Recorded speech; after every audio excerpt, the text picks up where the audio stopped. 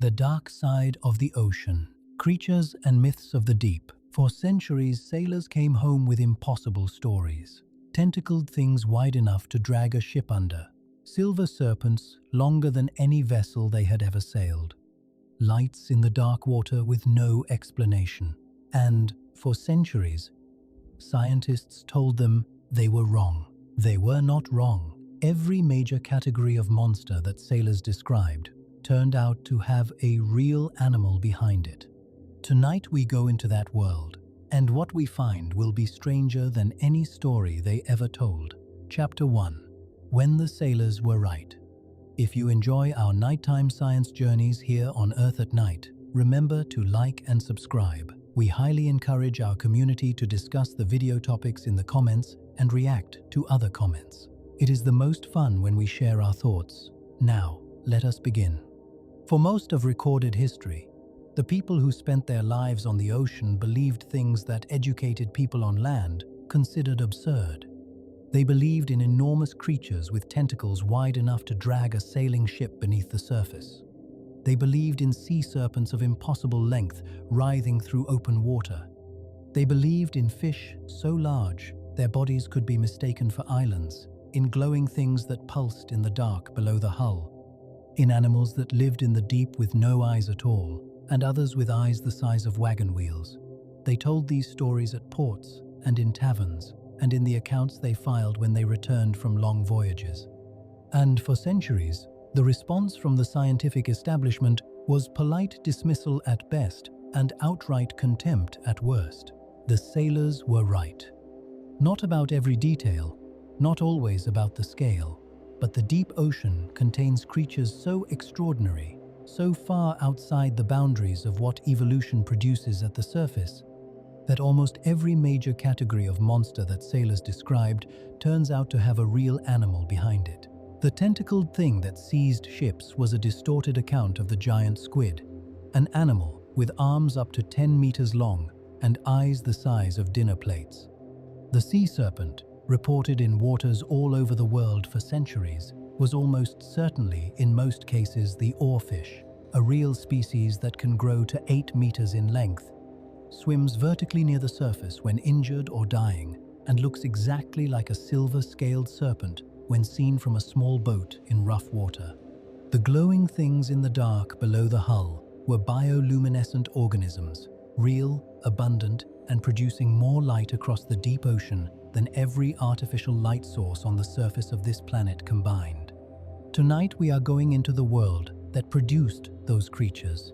We are going into the deep ocean, not just to describe what lives there, but to understand why the deep ocean produces animals that seem to belong more to mythology than to natural history.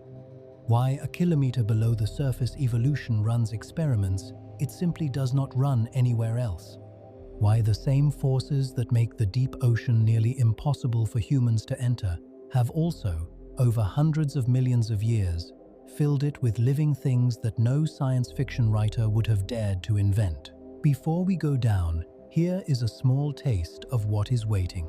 You will meet the giant squid and its larger, stranger relative, the colossal squid. Two animals that between them terrorized the imagination of every seafaring culture in history, and that we have still not fully observed in their natural environment. You will learn about a fish 3 meters long, almost entirely transparent, that can inflate part of its own skull to improve its vision.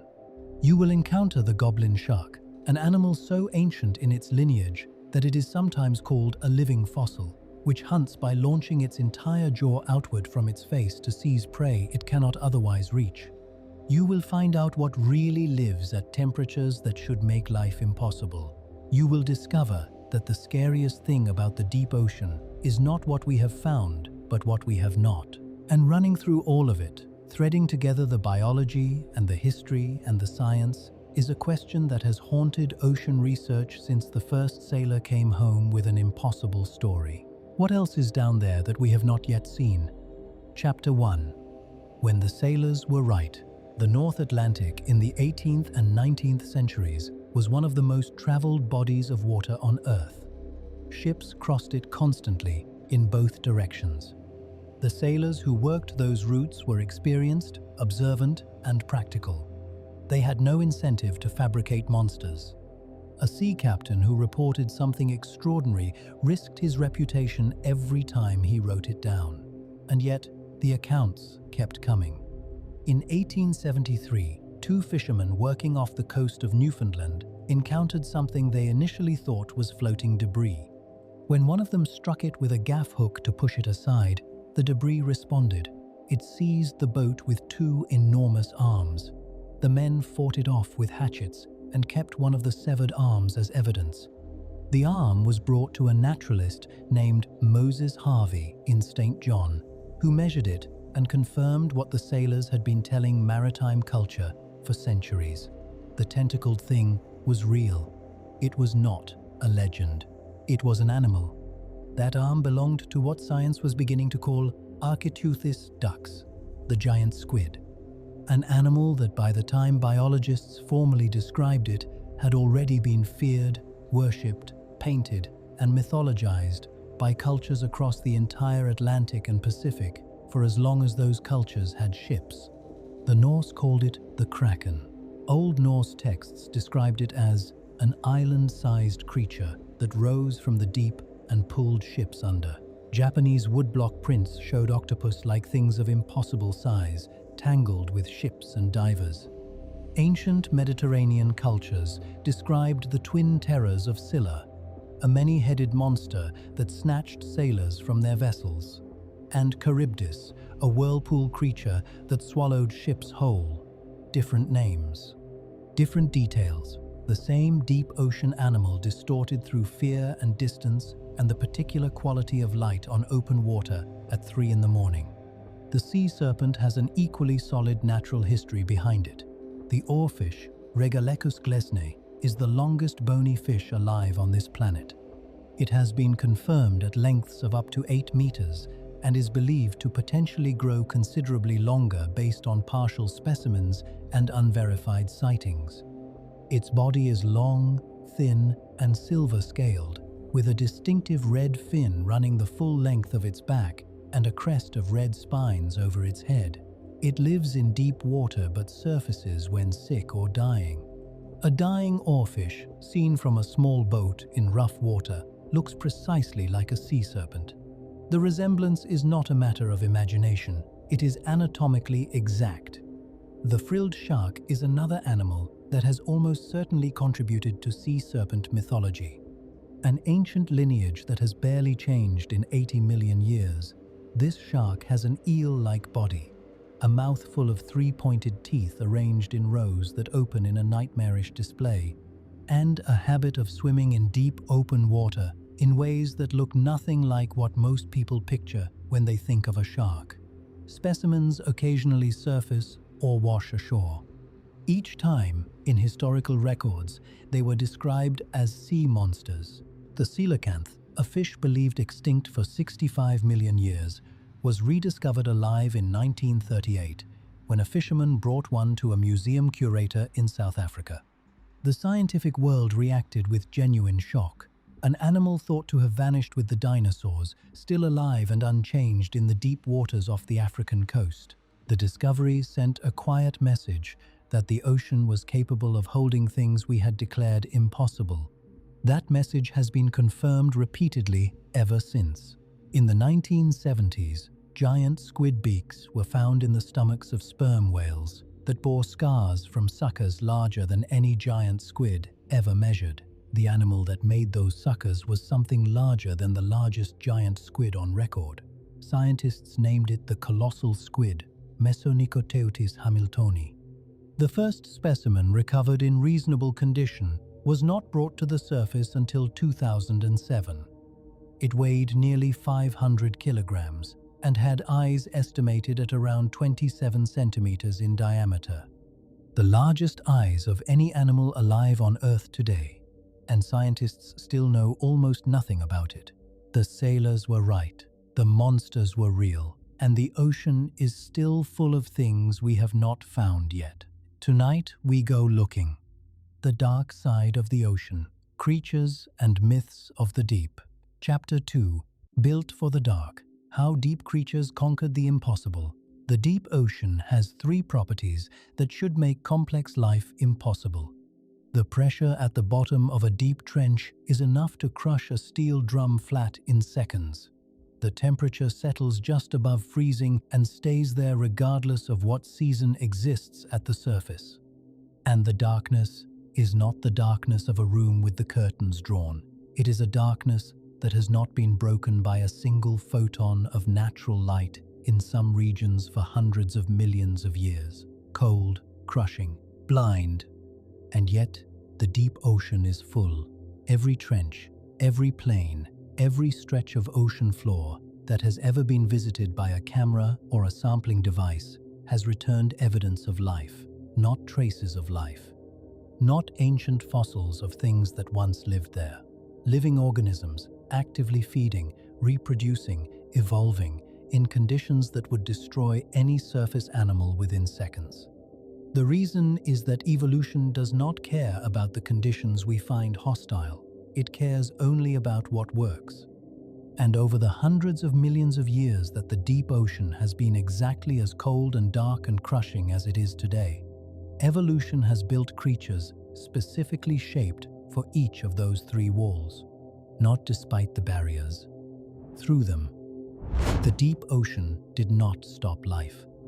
It built a completely different kind of life, and the results are among the most extraordinary organisms this planet has ever produced. Start with pressure. For a surface animal, the problem with deep ocean pressure is gas. Air cavities in the lungs, in the sinuses, in the swim bladder of a fish are compressible. Under increasing pressure, they collapse. The solution that evolution found was, in retrospect, elegant in its simplicity. Remove the gas. The bodies of most deep-sea animals contain no meaningful air spaces at all. Their flesh is composed largely of water and flexible tissue. Since water is essentially incompressible, pressure passes through them rather than crushing them. The deep sea is not squeezing them. It is pressing equally on every side simultaneously, and their bodies, having nothing rigid or gas-filled to resist, simply exist within the pressure the way a piece of seaweed exists within a current. Some deep-sea animals go further. The snailfish, the deepest known vertebrate, maintains proteins that would normally become dysfunctional under such pressure by carrying a compound called trimethylamine oxide in concentrations that increase with depth. This chemical acts as a stabilizer, a molecular prop holding protein structure together against the force pressing in from outside. The deeper the fish lives, the higher the concentration. Below a certain threshold, the concentration required would itself begin to interfere with other biological processes, which may explain why no fish has ever been found beyond a certain depth. There appears to be a hard chemical ceiling on how far down a vertebrate can go. The snailfish lives right at its edge. The cold presented a different evolutionary challenge. In cold temperatures, the chemical reactions that drive metabolism slow dramatically. Enzymes that work efficiently at 20 degrees may function at only a fraction of their normal rate, near freezing. The deep ocean demanded either an organism capable of running those reactions at cold temperatures or an organism capable of living on almost nothing. Evolution chose both paths simultaneously. Deep-sea enzymes are structurally different from their shallow water equivalents. They are more flexible at the molecular level, losing just enough rigidity to function efficiently in cold that would lock up a surface enzyme entirely. And deep-sea metabolisms run so slowly that animals can survive on quantities of food that would be starvation rations for any surface equivalent. A deep-sea isopod can go without food for years. The darkness transformed the sensory world of deep-sea creatures almost completely. Eyes that function in sunlight are built around the assumption that there is light to detect. In a world where there is none, the entire sensory budget available to an animal can be reallocated. Some deep-sea animals have evolved enormous eyes of extraordinary sensitivity. capable of detecting a single bioluminescent flash at enormous distances. The giant squid carries eyes up to 27 centimeters across, built to gather the faintest possible light signals in the deep. Other animals have gone the opposite direction, reducing or eliminating eyes entirely and investing instead in other senses. The lateral line system used by fish to detect pressure waves in the water becomes extraordinarily sensitive in deep-sea species. Some can detect the movement of a small animal meters away purely through the disturbance it creates in the surrounding water. They hunt by feel in a darkness that has never known light. What makes the deep-sea creature story particularly remarkable is that these adaptations are not unique to a single lineage. The same solutions appear independently in fish, crustaceans, squid, worms, bacteria, and dozens of other animal groups. Convergent evolution, the process by which completely unrelated organisms arrive at similar solutions to the same problem, runs faster and more dramatically in the deep ocean than almost anywhere else. The deep ocean is an evolutionary laboratory running the same experiment over and over again in different organisms and consistently arriving at the same conclusions. Gelatinous bodies, no gas cavities, slow metabolism, cold-adapted enzymes, extreme sensory investment in either vision or mechanoreception, patience. The willingness to wait, sometimes for very long periods, between the rare opportunities that the food's sparse deep provides. These are the tools of survival below 1,000 meters, and they have been refined over hundreds of millions of years into something so effective that every camera ever lowered into the deep ocean has come back with footage of life. The barriers that were supposed to make the deep ocean empty are the very forces that filled it with the strangest creatures on this planet. And the creatures that evolution built to survive those barriers look, to a surface animal encountering them for the first time, like precisely the monsters the old sailors tried to describe. They were not wrong to be afraid, they were simply missing the context. There is one more adaptation worth discussing because it is so counterintuitive that it took biologists some time to fully appreciate what they were looking at. Several deep-sea species are transparent, not pale, not lightly pigmented, genuinely transparent. The barrel-eye fish, with its fluid-filled head, allows light to pass through the dome of its skull. Certain deep-sea shrimp have bodies through which you can see their internal organs. Some deep-sea jellyfish are so clear they appear to be made of nothing but water given a vague form. The logic is the same as no gas cavities and slow metabolism. In total darkness, color and opacity are costly investments that offer no advantage. Any energy spent building pigment is energy wasted. Transparency costs almost nothing, and in certain depths of the mesopelagic zone, where faint light still filters down from above, a transparent body casts almost no shadow and offers almost no visual target. The best camouflage in the dim twilight of the deep ocean is not to look like your surroundings, it is to look like nothing at all. Some deep-sea creatures have taken this further with a recently discovered adaptation called ultra-black pigmentation. Rather than being transparent, ultra-black fish absorb virtually all light that strikes them. Standard black absorbs around 95% of incident light. Ultra-black skin absorbs over 99.9%. The fish essentially becomes a hole in the water, a perfect visual void. In a world where bioluminescent flashes are the primary source of light, an animal that absorbs every photon rather than reflecting any of them is invisible in a way that goes beyond ordinary darkness. Researchers who encountered ultra-black fish on camera initially had difficulty telling where the fish ended and the surrounding dark water began. Evolution in the deep ocean is not working with less, it is working with different. And what it has produced, given enough time and enough darkness, is a bestiary that no surface world has ever equaled. The dark side of the ocean. Creatures and myths of the deep. Chapter 3. The Kraken. From legend to living animal, the Kraken was always real. Not the island-sized monster of Old Norse poetry that could generate whirlpools large enough to sink an entire fleet. Not the thing that erupts from the water in 1,000 paintings and illustrations, arms the width of oak trees reaching for the rigging of wooden ships. That version was the product of fear and darkness, and the very human tendency to make the unknown larger than it is. But the animal underneath the legend, the thing that actually swam in the cold, dark water of the North Atlantic and generated the genuine encounters that became the raw material for that mythology, that was always real. And it turns out to be strange enough that the mythology barely needed any embellishment at all.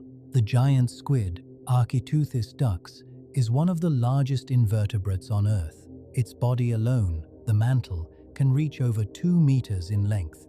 Its 2 long feeding tentacles can bring the total measurement to 10 meters or more. It carries 8 arms in addition to those tentacles, all lined with suckers that in larger specimens are ringed with sharp, serrated edges capable of cutting into flesh. Its eyes are the largest of any living animal, evolved to the size of a dinner plate to collect the faintest possible traces of light and bioluminescent signals in the deep. And for most of human history, the only way anyone knew this animal existed was from the fragments that occasionally washed ashore or turned up in the stomachs of sperm whales. The relationship between the giant squid and the sperm whale is one of the most dramatic biological interactions in the ocean and one of the least observed. Sperm whales descend to depths of over 1,000 meters and are believed to hunt giant squid as a primary food source. The evidence is written on the skin of the whales themselves. Circular scars from giant squid suckers have been documented on the faces and bodies of sperm whales, some of the scars suggesting encounters with squid larger than any specimen ever recovered. The whales clearly win the majority of these encounters, since squid beaks turn up in whale stomachs in large numbers. But the scars tell a story of something that did not accept its fate quietly. For a very long time, no living giant squid had ever been filmed in its natural habitat. Dead or dying specimens had occasionally surfaced or been caught on lines at depth. But the living animal, in its world, doing what it does, remained completely unseen. Scientists spent decades trying to film one. The problem was the technology. Standard cameras for deep-sea work are deployed alongside bright white lights to illuminate the water. Giant squid are highly sensitive to light. Every time a camera rig descended, any squid in the area fled before it could be filmed. The solution came from a deep understanding of how the squid uses its own bioluminescence. Marine scientist Edith Widder reasoned that a giant squid might be attracted not by food but by the distress signals of smaller bioluminescent organisms, which in the deep ocean can indicate that a predator has caught something and food may be nearby. She designed a lure that mimicked the bioluminescent display of a specific jellyfish species and attached it to a camera that used only dim red light rather than white light. Red wavelengths are invisible to most deep-sea animals. The camera would be effectively invisible to the squid while the lure drew it in. In 2019, the approach worked. The footage, when it was finally released, showed a giant squid approaching the lure with slow, deliberate movements, not the frantic, predatory explosion of legend. A careful, intelligent animal investigating an unfamiliar stimulus in the measured way of something that has learned to be cautious in a competitive dark. The arms spread. The suckers came close to the lure. The animal filled the frame completely for a few extraordinary seconds before retreating into the dark. Centuries of myth. And the reality, when it finally arrived on camera, was more impressive than the myth. But the giant squid is not even the largest squid in the ocean. That distinction belongs to its close relative, the colossal squid Mesonychoteuthis hamiltoni, first described from pieces found in a whale's stomach in 1925 and not recovered as an intact adult specimen until 2007. The colossal squid is shorter in total length than the giant squid but considerably more massive in body weight. A female, recovered in Antarctic waters in 2007, weighed approximately 495 kilograms and was over 4 meters in mantle length alone. Its eyes, measured after death, were estimated at around 27 centimeters in diameter. Accounting for post-death shrinkage, the living eyes may have been larger still. No animal on Earth has eyes that large. What is particularly unnerving about the colossal squid is its arms. Where the giant squid carries suckers edged with serrations, the colossal squid carries hooks. Rotating hooks embedded in the sucker tissue that swivel to dig deeper when a prey animal struggles. An encounter with a colossal squid leaves a different kind of scar on a sperm whale than an encounter with a giant squid. The hooks tear.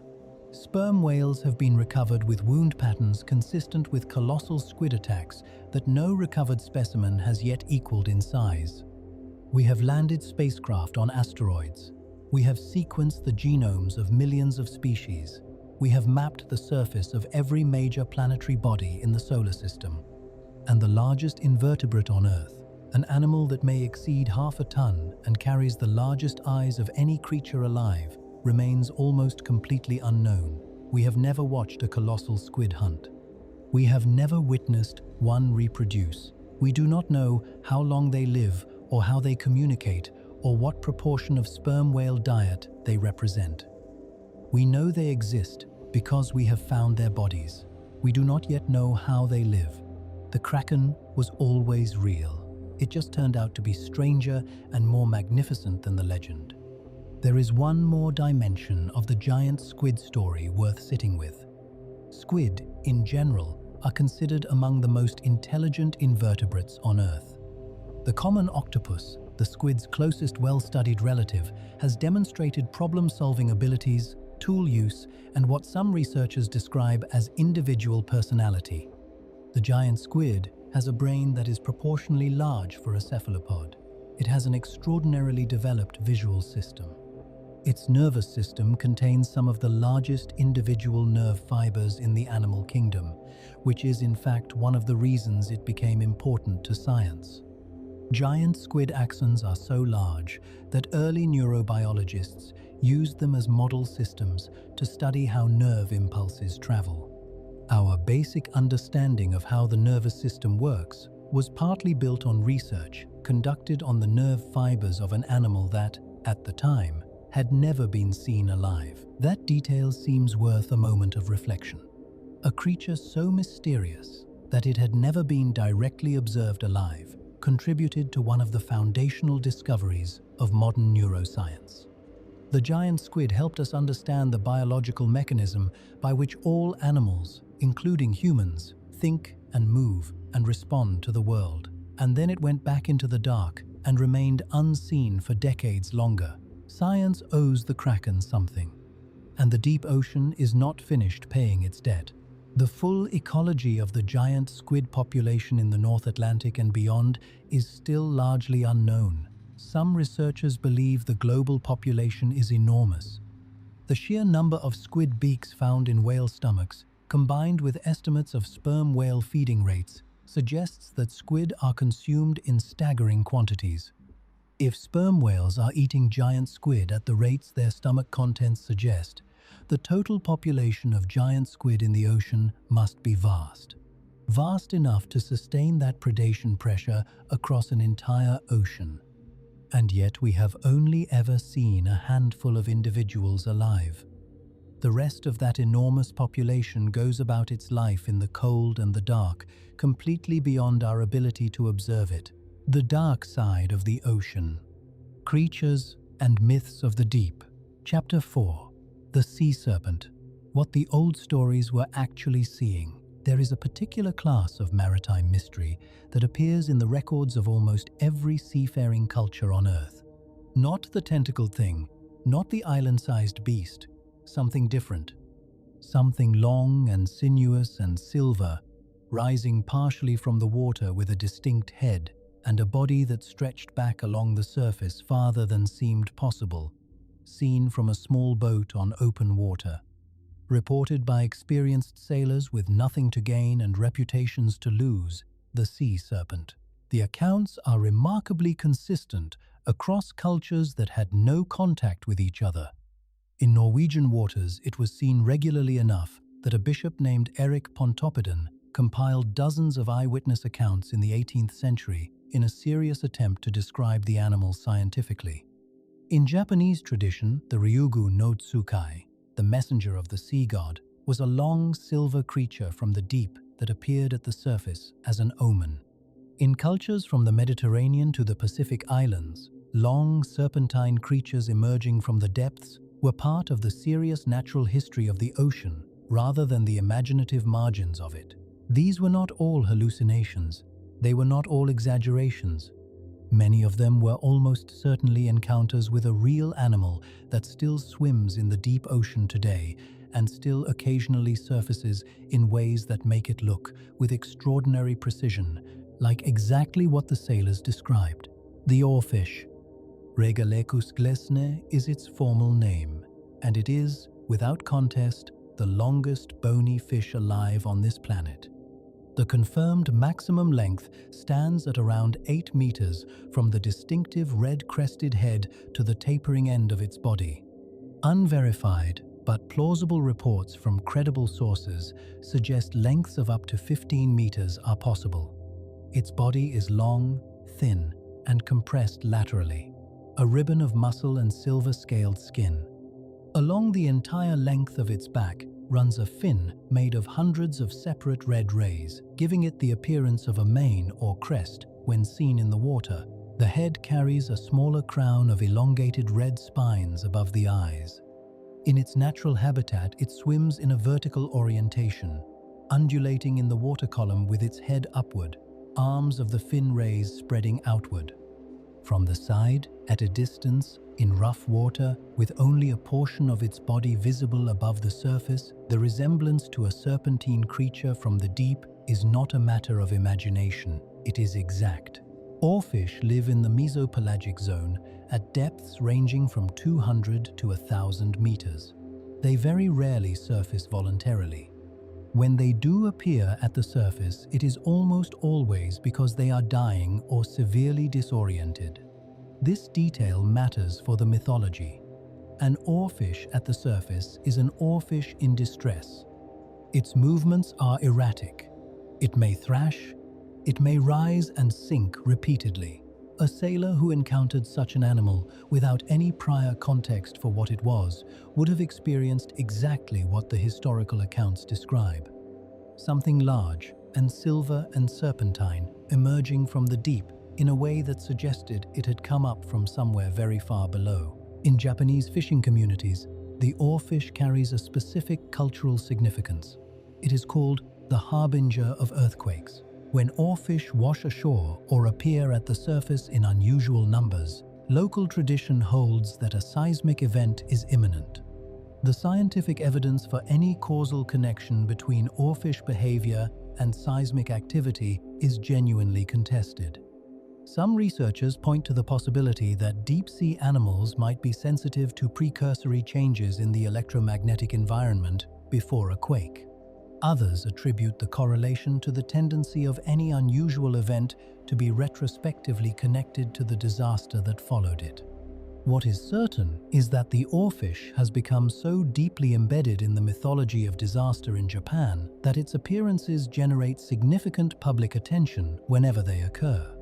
There are other candidates for the sea serpent mythology as well. The frilled shark, Chlamydoselacus anguineus, deserves particular attention. This is an animal so ancient in its lineage, so unchanged from its ancestors of 80 million years ago, that it is genuinely referred to in the scientific literature as a living fossil. Its body is long and eel-like, rather than the torpedo shape most people associate with sharks. Its head is broad and flat, with a wide mouth, containing 230 teeth, arranged in rows, each tooth a 3-pointed trident. When the mouth opens, it unfolds into an extraordinary display of pale, glistening rows that looks designed specifically to feature in a nightmare. The frilled shark is named for the frilly appearance of its gill slits, 6 pairs arranged in overlapping fringes rather than the 5 pairs found in most sharks. A frilled shark seen at the surface or washed ashore looks like nothing any reasonable person would identify as a shark. It looks like a sea serpent. The ribbon worm is less famous but scientifically more startling. These simple worm-like animals exist in many ocean environments, including the deep sea. The longest confirmed specimen was a bootlace worm measured at 55 meters. 55 meters, longer than a blue whale, a simple, largely featureless worm-like body stretching more than half the length of a football field. When this animal moves at the surface, fragmenting as such animals sometimes do when disturbed, it produces exactly the kind of account that fills historical sea serpent registries. Multiple separate sections of moving silver body appearing one after another at the surface. Sailors trying to estimate the total length and arriving at numbers they assumed were impossible. The sea serpent was never a single species and never a single encounter.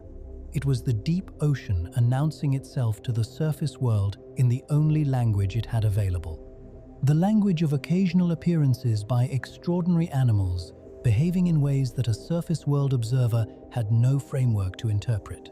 The ocean has always been trying to tell us what it contains.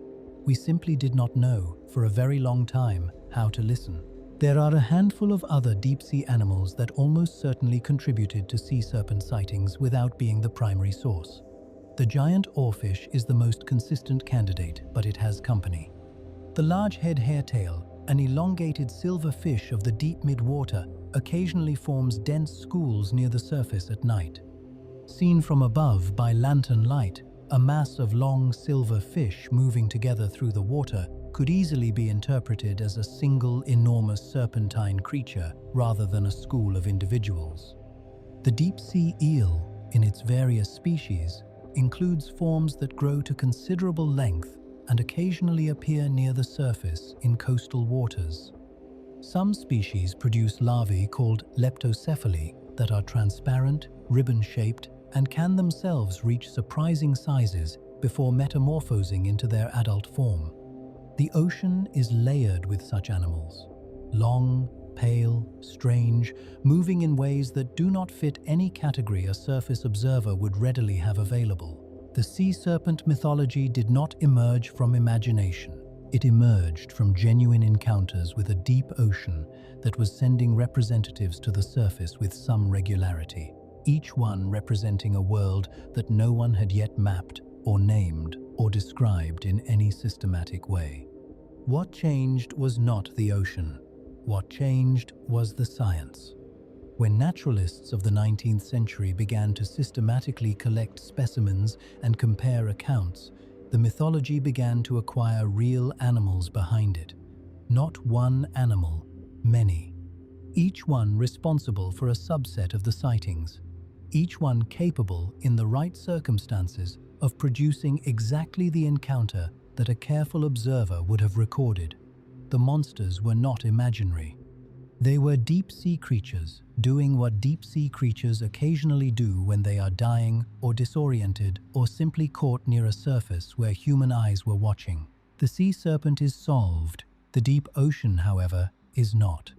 And the animals it still holds that we have not yet found may prove, when we finally encounter them, to be just as extraordinary as the ones that generated 500 years of legend. The dark side of the ocean. Creatures and Myths of the Deep. Chapter 5. The Hunters of the Midnight Zone. There is a shark alive today whose lineage has remained essentially unchanged for 125 million years. During those 125 million years, the world above the ocean surface transformed beyond recognition multiple times. The dinosaurs rose and dominated and were wiped out. Mammals evolved from tiny shrew-like survivors and gradually occupied every environment on land. Continents drifted to their current positions. Mountain ranges formed and eroded. Ice ages came and retreated. The species that human beings would eventually evolve from did not yet exist for the first 100 million years of this shark lineage. And through all of it, the goblin shark continued its ancient business in the deep ocean, almost completely unaware of any of it. The goblin shark, Mitsukurina austoni, is not a well-known animal. It appears occasionally in lists of deep-sea curiosities and in photographs that circulate widely because of the single feature that makes it unmistakable: its jaw. The goblin shark can extend its entire jaw assembly forward from its face to seize prey. Not slightly, fully. The jaws shoot outward on a mechanism called slingshot feeding, reaching toward a target that the shark might not otherwise be able to close on. The teeth are long, thin, and needle-like, rather than the flat triangular blades of more familiar sharks. They are designed for gripping, not slicing. The jaw extends, the teeth close on prey, and the whole assembly retracts back into the head in a motion that lasts less than a second, but that looks, in slow-motion footage, like something designed by a creature that has had a very long time to solve a very specific problem. Its other distinctive feature is its coloring. The goblin shark is pale pink rather than gray or blue. The pinkish tone comes from the network of blood vessels near the surface of the skin, visible through the thin and nearly translucent outer layer. It swims with the color of something interior rather than exterior, as if the architecture of its body is on display. The goblin shark was first formally described in 1898 from a specimen caught in Japanese waters. Since then, only a handful of specimens have been studied closely.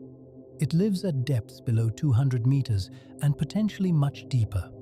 Its biology, diet in detail, reproductive behavior, and population size are essentially unknown. It has been photographed alive in deep-sea footage occasionally, but observations are rare enough that each one is treated as a significant event.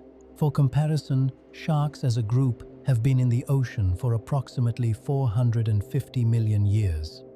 The goblin shark lineage, with its 125 million years of near stasis, is ancient even by shark standards.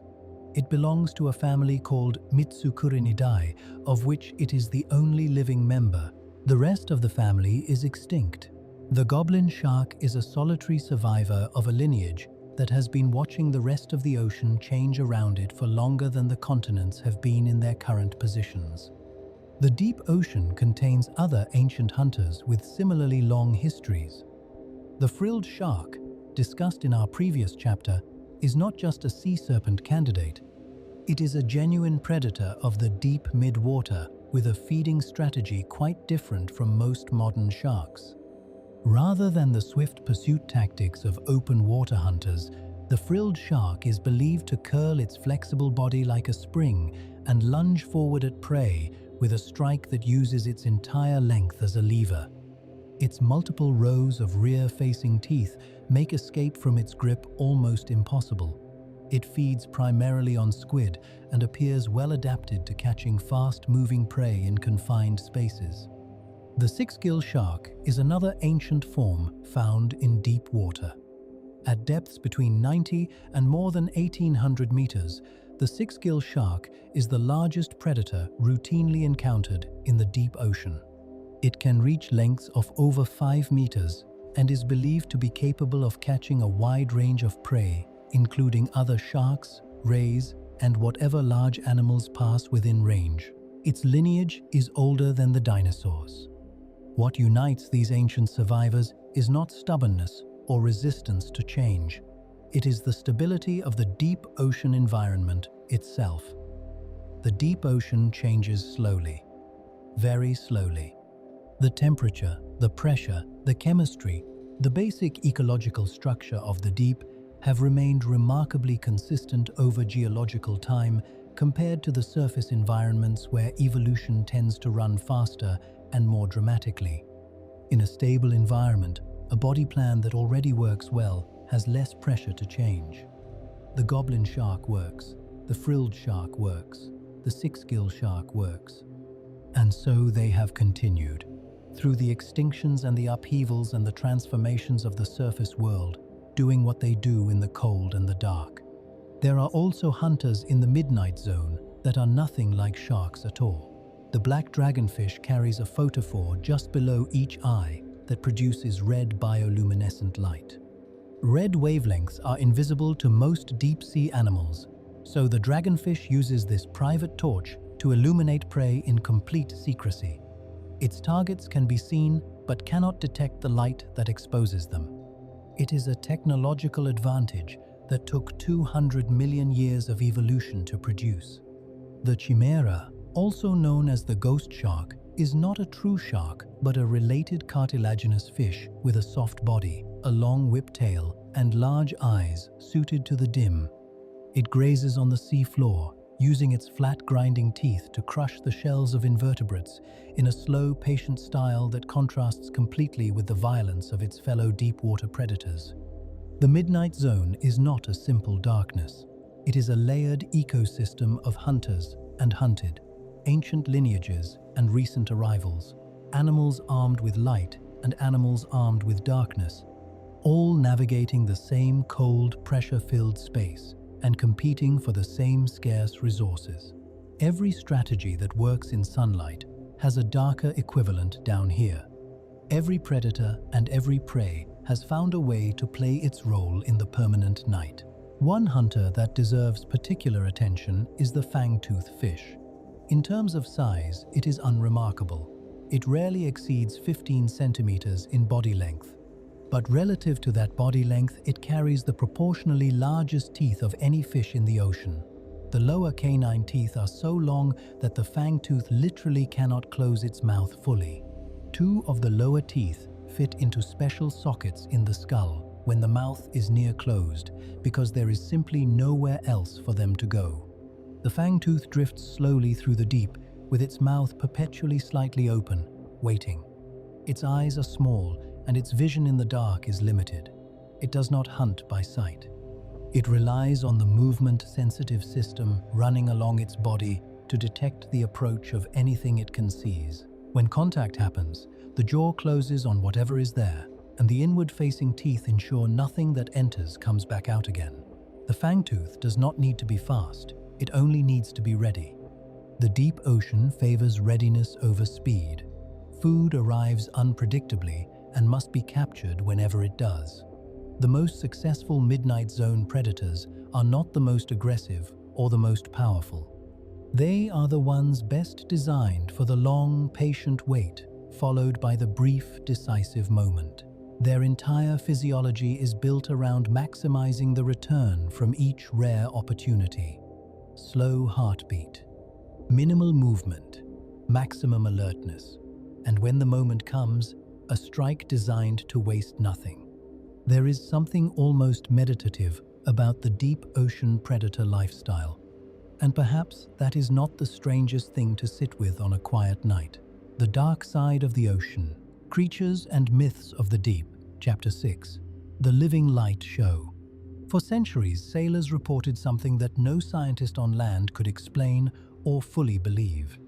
On certain nights, on open water far from any shore, the ocean glowed.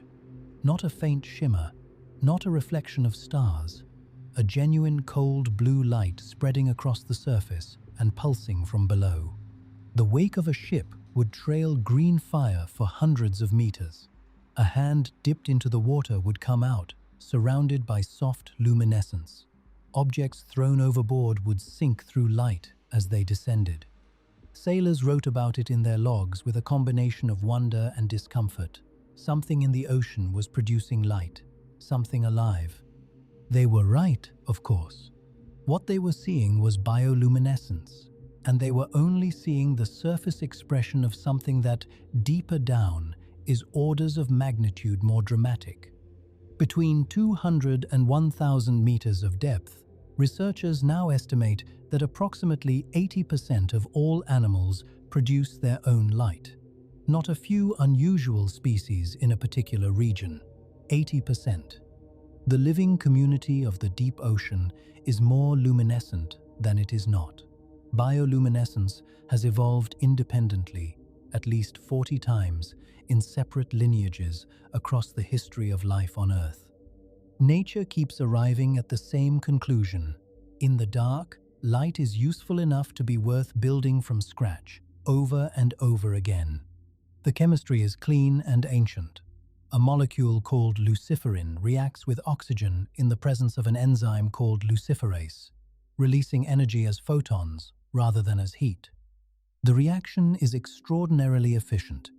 Human technology has not yet matched it for pure light production relative to energy input. And organisms from bacteria to jellyfish to fish to squid have been running this same reaction for hundreds of millions of years. The anglerfish is perhaps the most widely known user of bioluminescence, and for good reason.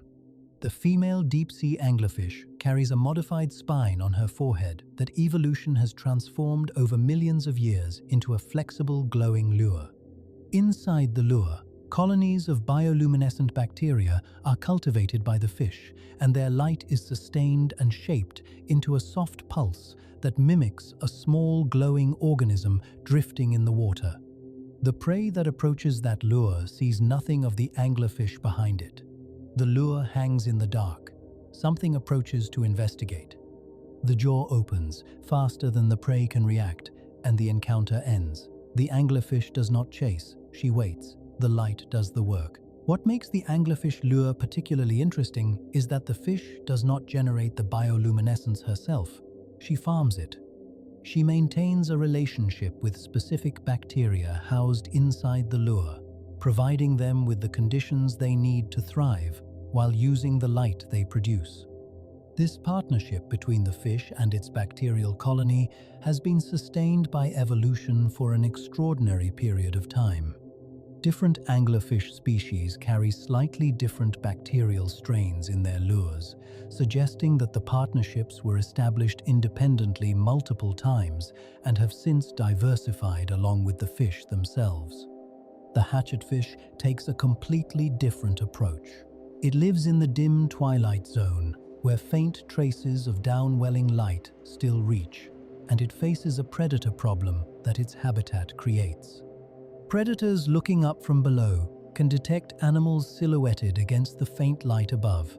The hatchetfish counters this by producing bioluminescent light from photophores arranged in rows along its belly. This downward-facing glow is carefully calibrated to match the intensity and color of the ambient light coming from above, making the fish essentially invisible when viewed from below. It erases its own shadow with living light. When researchers first documented this carefully, the precision of the matching was striking. The fish adjusts its ventral light output to track changes in the ambient light as it moves up and down in the water column through the day. It is doing in real time what a stealth aircraft does with its exterior profile, continuously adapting to reduce its visibility to the direction from which attack is most likely. The dragonfish weaponizes light in a different way entirely. Most deep-sea animals are blind to red wavelengths. The deep ocean contains almost no natural red light because water absorbs it so efficiently at depth. The visual systems of most deep-sea animals never developed receptors for it because there was nothing to see with them. The dragonfish, however, produces red bioluminescence from photophores positioned just below its eyes. It shines a red searchlight onto the water ahead of it. Its prey is illuminated in a wavelength they cannot perceive. The dragonfish can see them. They cannot see the light exposing them. It hunts with an invisible torch in a world full of animals that are blind to the color it uses. Some deep-sea creatures use light purely for defense. When the small crustacean Cistolaspis debilis is attacked by a predator, it ejects a burst of bioluminescent fluid from glands near its mouth. The sudden flash blinds and startles the attacker. In the confusion that follows, the crustacean escapes into the dark. The vampire squid uses a similar strategy, releasing a cloud of glowing mucus rather than the dark ink used by surface squid. The predator is drawn toward the glowing decoy, while the vampire squid disappears. There are also organisms that use bioluminescence for something more like conversation. Certain species of deep-sea fish produce species-specific bioluminescent patterns on their bodies that may serve as recognition signals in the dark. In a world where any unrecognized shape is potentially a predator, the ability to quickly identify a member of your own species and distinguish them from a threat has obvious value. Some researchers believe that the specific timing and pattern of bioluminescent flashes in certain species function as a form of visual language, a conversation in cold light across distances of many meters in water where no sound or color carries meaning. The ocean at depth is not dark. It is full of light that no human eye saw for most of human history. A cosmos of cold blue fire, pulsing and flashing and drifting through the permanent night. Every light a story, every flash a strategy, every glow a life. One of the most striking aspects of deep-sea bioluminescence research is how difficult it has been to study properly. The standard tools of deep-sea observation, submersibles, and remotely operated vehicles carrying bright artificial lights overwhelm the bioluminescent signals of any animals nearby the moment they are switched on. The bright white lights required for conventional camera work effectively blind bioluminescent organs and cause animals to react to the intrusion rather than behave naturally. For decades, researchers understood intellectually that the deep ocean was full of living light, but could not observe it without destroying the conditions they wanted to observe. Marine biologist Edith Widder devoted years to solving this problem. She built observation systems that used only dim red light, invisible to most deep-sea animals, and designed lures that mimicked specific bioluminescent signals rather than emitting generic illumination. Placed quietly on the seafloor and left undisturbed for extended periods, these systems allowed the ocean to behave as it did before any human ever descended into it. The footage they gathered showed bioluminescent interactions of a richness and frequency that previous observations had badly underestimated. Animals approached, displayed, signaled, retreated. The deep ocean communicates constantly in light. We had simply been too bright and too loud to hear it. The siphonophore is worth mentioning here because its bioluminescence is inseparable from its strangeness as an organism. A siphonophore is not a single animal. It is a colony of genetically identical individuals called zooids, each one specialized for a different function within the collective. Some handle movement, some handle feeding, some handle reproduction, and some produce bioluminescence. The entire colony functions as one coordinated body that can reach lengths of 40 to 50 meters, longer than most whales. When such a creature moves through the water and activates its light-producing zooids, it produces a display that extends for tens of meters in the dark, a river of living light drifting slowly through the abyss. Sailors who occasionally encountered disoriented siphonophores near the surface at night would have seen something that fit no category available to them. A glowing shape of impossible dimensions, moving with apparent intelligence, neither fish nor worm nor anything else they had a word for. The old stories of glowing sea creatures, dismissed for centuries as the embellishments of tired sailors, turn out to be accurate descriptions of a bioluminescent world so rich and so pervasive that the darkness of the deep ocean was never really darkness at all. The Dark Side of the Ocean, Creatures and Myths of the Deep. Chapter 7. Giants and Ghosts. The Mystery of Deep Sea Size. There is a pattern in the deep ocean that has fascinated biologists since the earliest days of deep-sea research.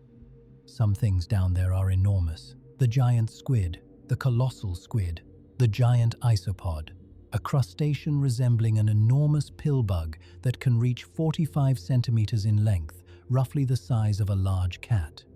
The giant spider crab, which at depth carries legs spanning over 3 meters. The giant tube worm beside hydrothermal vents reaching over 2 meters in length. The siphonophore at 50 meters. The oarfish at 8 meters or more. The deep ocean produces giants in a way the surface ocean rarely does, and the reasons behind this pattern are still not entirely settled among researchers who study it. The phenomenon has a name: deep sea gigantism. and it appears across multiple unrelated animal groups, which suggests it is a response to the conditions of the deep environment rather than a quirk of any particular lineage. Something about the deep ocean encourages size in certain organisms, and understanding what that something is requires sitting with several competing ideas at once. One explanation focuses on temperature. Cold water slows metabolism, but also slows the process of cell division and growth.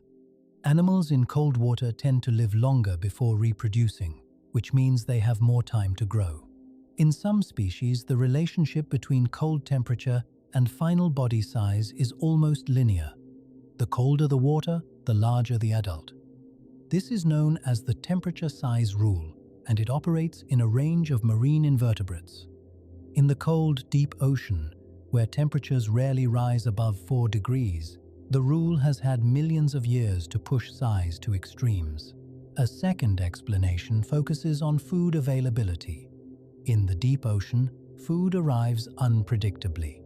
There are long periods of scarcity punctuated by pulses of abundance, such as when a whale carcass descends, or when the seasonal production at the surface sends a rain of organic material drifting downward.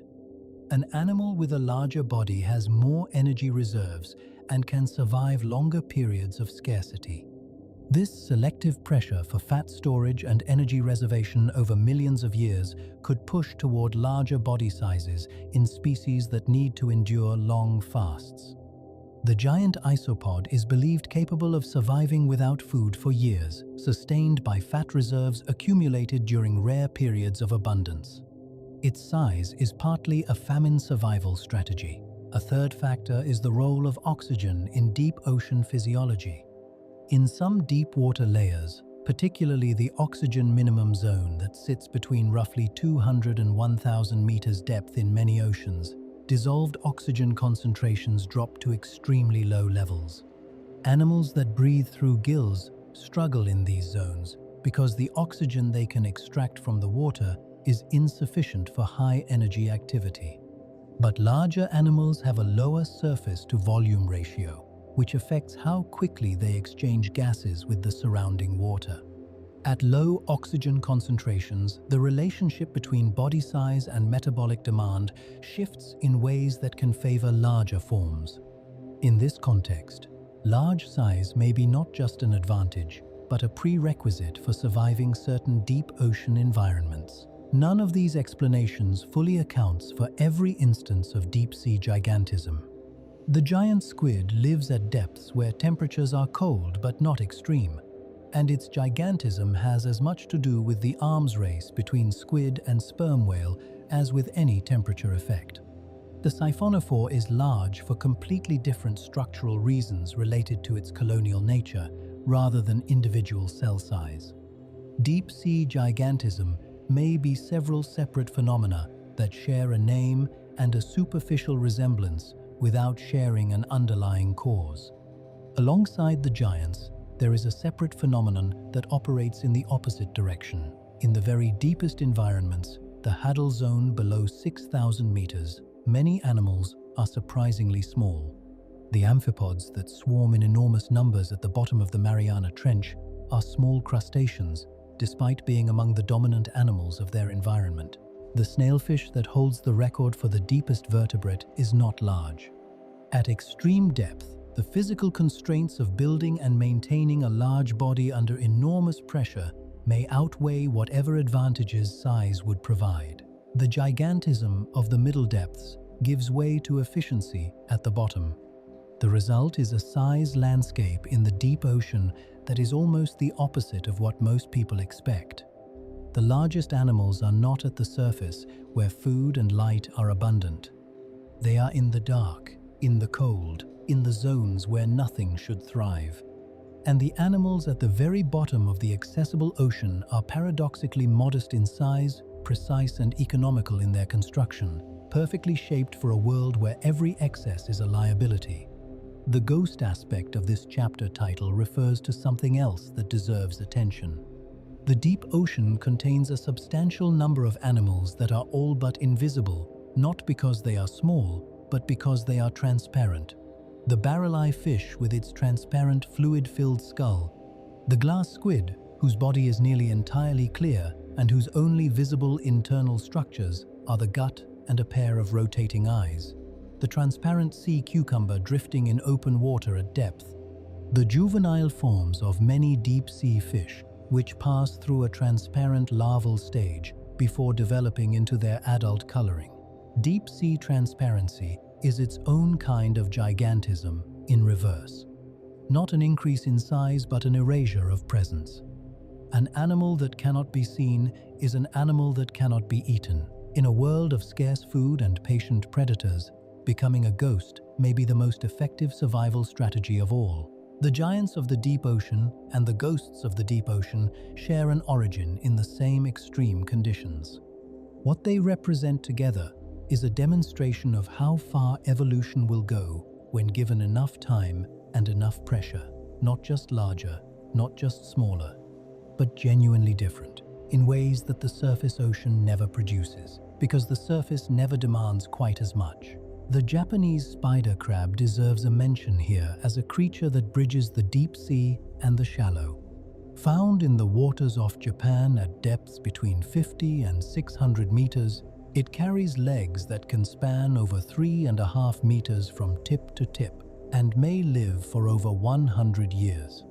It is the largest known arthropod on Earth, the largest member of the group that includes all crabs, lobsters, insects, and spiders. It moves slowly along the seafloor on legs that look disproportionate to its body, even by the standards of a crab, which is an animal group already comfortable with visual absurdity. The Japanese spider crab has been known to Japanese fishing communities and natural historians for centuries, and has contributed to the mythology of monstrous ocean creatures in Japanese culture in ways that are easy to understand when you encounter one alive. The giant Pacific octopus lives in shallower and colder Pacific waters, and while not a deep-sea animal in the strictest sense, represents the same cold water gigantism principle at work. With arm spans confirmed at over 4 meters and body weights exceeding 40 kilograms, it is the largest octopus on Earth. It is also one of the most intelligent invertebrates known, capable of complex problem-solving, tool use, and individual recognition of human researchers who work with them over extended periods. Intelligence and gigantism arrive together in this cold water lineage. What this pattern suggests, taken across all these different animals, is that the cold, dark ocean is not hostile to extraordinary life. It is one of the places where extraordinary life most reliably appears. The barriers that should stop life have instead become the sculptors of some of the most remarkable creatures this planet has ever produced. We have been fearing the deep for the wrong reasons. What is down there is not terrifying because it is hostile. It is astonishing because it is alive and enormous and strange, and has been doing its extraordinary work for longer than any human civilization has existed to wonder about it. The dark side of the ocean. Creatures and myths of the deep. Chapter 8. The most alien animals on Earth. If you were to describe the barrel-eye fish to someone who had never seen one, they would almost certainly assume you were describing something from a work of fiction. It is a small fish. Its body is modest and unremarkable in shape, but its head is a transparent dome. A fluid-filled bubble of clear tissue sits above the eyes, through which you can see directly into the interior of the skull. And inside that skull, the eyes themselves are tubular structures, pointing straight upward through the transparent dome, each one glowing faintly green from the pigment concentrated in their lenses. The fish looks up through its own head, with eyes designed to detect the silhouettes of prey against the faint light filtering down from above. For decades, biologists who studied barrel-eye specimens in the laboratory were confused about this arrangement. The specimens they received were always damaged. The transparent dome collapsed during the ascent from depth because the change in pressure destroyed the delicate structure. What arrived at the surface was a fish with 2 eyes pointing forward out of an open-topped head, an arrangement that made the anatomy genuinely difficult to interpret. It was not until researchers managed to film barrel-eye fish alive in their natural environment using remotely operated vehicles that the full picture emerged. The dome was intact. The eyes were inside it, pointing up. And the fish could rotate those eyes forward, looking through the front of the dome when it needed to, switching between the upward gaze suited for detecting prey above and the forward gaze suited for orienting itself in the water. What was previously thought to be the eyes of a barrel-eye fish, the two spots visible on the front of the head in every museum specimen, turned out not to be eyes at all. They are olfactory organs, the nose. The fish had been looked at wrong for as long as science had known it existed, because the pressure of ascent from depth destroyed the single most important anatomical feature before any researcher could examine it properly. The deep ocean has an enormous number of animals in this category, things whose true nature was misunderstood because every specimen that reached a scientist was already damaged beyond full interpretation. The soft, gelatinous bodies of deep-sea creatures do not survive the journey to the surface intact. Pressure changes during ascent expand gas spaces, rupture tissues, and fundamentally alter the shape and structure of animals that evolved under conditions of extreme compression. A deep-sea fish that looks like a shapeless, pale blob on the deck of a research ship may have been a precisely shaped, beautifully structured animal at the depth where it lived. The scientific record of the deep ocean is, to a considerable extent, a record of damaged arrivals rather than living observations. This is why footage from remotely operated vehicles has transformed deep-sea biology so dramatically. When researchers finally saw the barrel-eye fish intact and alive, it looked completely different from every description science had given it. When researchers first filmed the fangtooth fish clearly in its natural environment, they noted behavioral patterns that specimens in nets had never shown. When living specimens of the Dumbo octopus were filmed at depth for the first time, the ear-like fins that give it its name were seen flapping in ways that looked almost playful, guiding the animal through the water with a gentle efficiency that bore no resemblance to the stiff dead things previously available for study. The Dumbo octopus, formerly known as Grimpoteuthis, deserves its own moment. It lives in the deep ocean from depths of around 300 meters to over 4,000 meters, making it one of the deepest living octopus species known. It moves through the water by flapping the two prominent fin extensions on either side of its mantle, which in certain species do genuinely resemble the large ears of the famous animated elephant. It also uses its webbed arms to steer and to capture small crustaceans and worms near the seafloor. The Dumbo octopus was not formally described until the 1980s, and the full scope of its distribution and diversity is still being documented. At least 13 species have been identified so far. Researchers who study it suspect there are considerably more waiting to be described in the unexplored deep. The comb jelly, or ctenophore, is another animal that looks as though it belongs in a completely different universe. These gelatinous, largely transparent creatures move through the water by beating rows of tiny hair-like structures called cilia, arranged in 8 combs running the length of their bodies. The beating cilia refract light into iridescent rainbow bands that run along each comb row, producing the visual impression of running lights on a spacecraft of living glass. Some comb jellies also produce bioluminescence, adding cold blue and green flashes to the shifting rainbow of the ciliary light.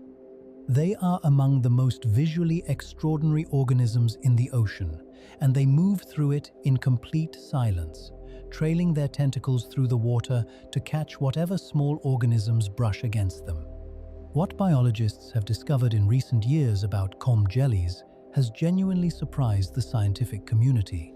Genetic analysis suggests that comb jellies may be among the most ancient animal lineages on Earth.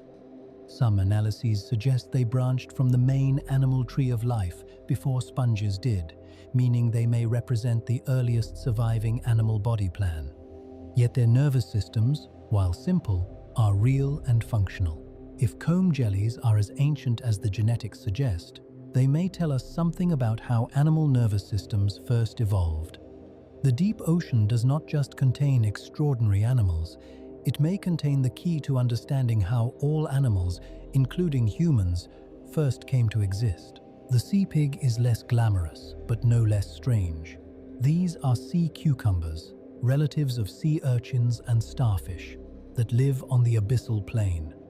They are pale and soft, roughly the size and shape of a small potato, and they walk across the ocean floor on enlarged tube feet that function as stubby legs. They process sediment as they go, extracting organic particles from the mud. They are often found in groups of dozens or hundreds, drifting slowly across the featureless abyssal plain in what looks, in camera footage, like a very slow parade. Sea pigs are among the most abundant animals on the deep ocean floor, yet most people have never heard of them. The deep ocean is full of such animals, things that are common in their own world and invisible in ours. Things that represent a biology so different from the sunlit surface that they require entirely new frameworks to understand. The most alien world in the known universe may not be orbiting a distant star. It may be a few kilometers below the nearest ocean surface. The polychaete worm family contains some of the most visually striking animals in the deep sea, though they rarely receive the attention that squid and sharks command. The Tomopteris is a translucent worm that swims in the open water column with paddle-like appendages, its body glowing softly with a rare yellow bioluminescence in a world where almost all biological light is blue or green.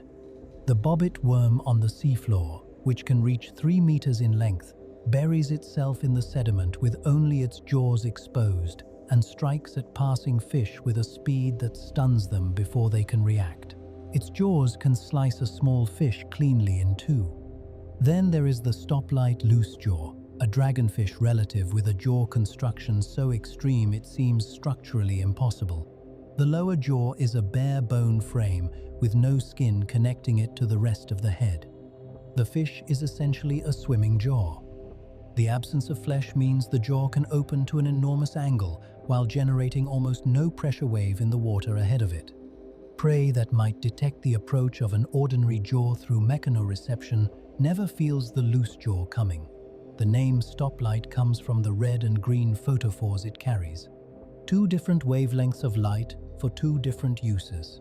Green for attracting prey that can see it, red for illuminating prey that cannot. The deep ocean runs experiments that the surface world simply does not have room or pressure or time for. Every animal in it is a demonstration of what biology can produce when pushed hard enough for long enough in the dark. The dark side of the ocean. Creatures and myths of the deep. Chapter 9. The Twilight Hunters. Every night, without exception, the largest migration on this planet takes place. It does not happen on land. It is not visible from any shore. No wildlife documentary has ever fully captured its scale, because no camera system has ever been built large enough to film it. It happens in the ocean, in the layer between 200 and 1,000 meters of depth, in the zone researchers call the mesopelagic, and the animals making this migration number in the billions. As the sun drops below the horizon and darkness arrives at the surface, billions of small fish, squid, shrimp, and other organisms begin moving upward from the dim twilight of their daytime depths toward the rich surface waters above. They spend the night feeding on the plankton and other food concentrated near the surface, then before dawn they sink again, back into the dim, back below the reach of most surface predators, back into a layer of the ocean that functions as a refuge as much as a habitat.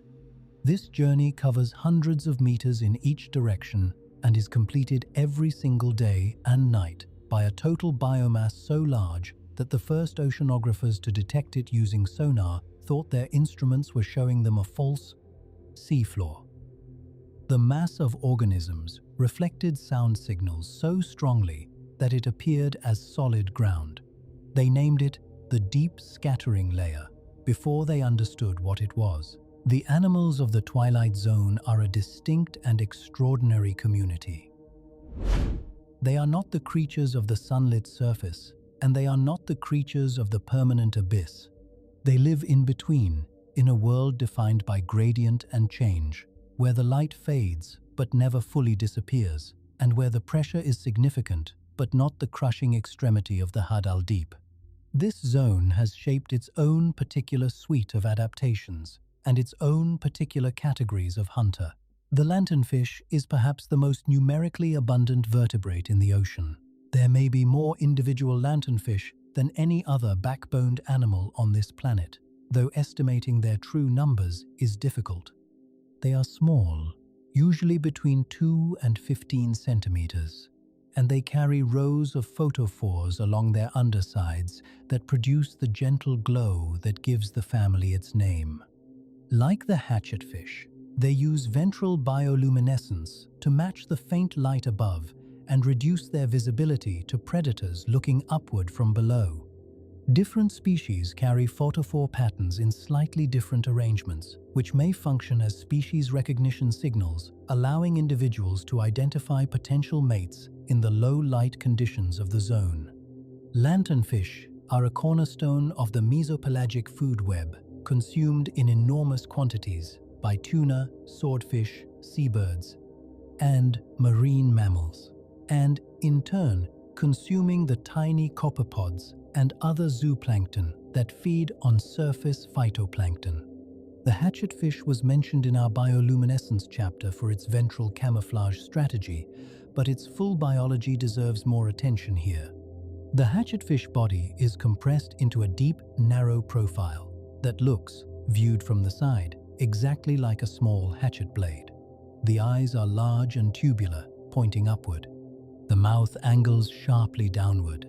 Every aspect of the body plan is oriented toward detecting prey above and avoiding being detected from below. Hatchetfish spend their days in the twilight zone and migrate upward at night in the same daily rhythm as the lanternfish and the various squid species that share their depth range. During their nighttime surface excursions, they feed actively and return fat with energy before descending again to wait out the daylight hours in the safer dim below. The predators that follow these migrations are among the most formidable in the ocean. The swordfish descends regularly to depths exceeding 600 meters to hunt in the mesopelagic zone, using its elongated bill not as a spear but as a paddle to stun and disable fish before consuming them. Its eyes are among the largest relative to body size of any large fish, specialized for low-light vision in a hunting strategy that depends on being able to see in conditions approaching darkness. The short-fin mako shark has been tracked, making deep dives into the mesopelagic to pursue prey. Its body temperature maintained above the surrounding water by a specialized heat exchange system that keeps its muscles warm enough for the explosive speed needed to run down fast-moving fish in cold conditions. The vampire squid, which has featured briefly in our earlier chapters, deserves its full description here because it occupies one of the most unusual ecological positions in the ocean. It lives in the oxygen minimum zone, the layer of extremely low dissolved oxygen concentration that sits within the mesopelagic and that most predators find uninhabitable. The vampire squid tolerates this hostile chemistry and uses the zone as a refuge from the predators that cannot follow it there. But it does not hunt in the conventional sense. Rather than pursuing prey, it extends two long filaments into the water and passively collects the marine snow that drifts down from above. Marine snow is the continuous gentle rain of organic particles, dead plankton, fecal pellets, and other biological material that falls through the water column from the productive surface layers. The vampire squid coats these particles in mucus and consumes them in a feeding strategy more reminiscent of a deep-sea filter feeder than a predatory squid. It is named vampire for its dark coloring and the cloak of webbing between its arms, not for any particularly aggressive behavior. In reality, it is one of the more passive inhabitants of the mesopelagic zone, drifting quietly in its low oxygen refuge and collecting what the ocean sends down to it. The twilight zone also contains creatures that science has barely begun to document.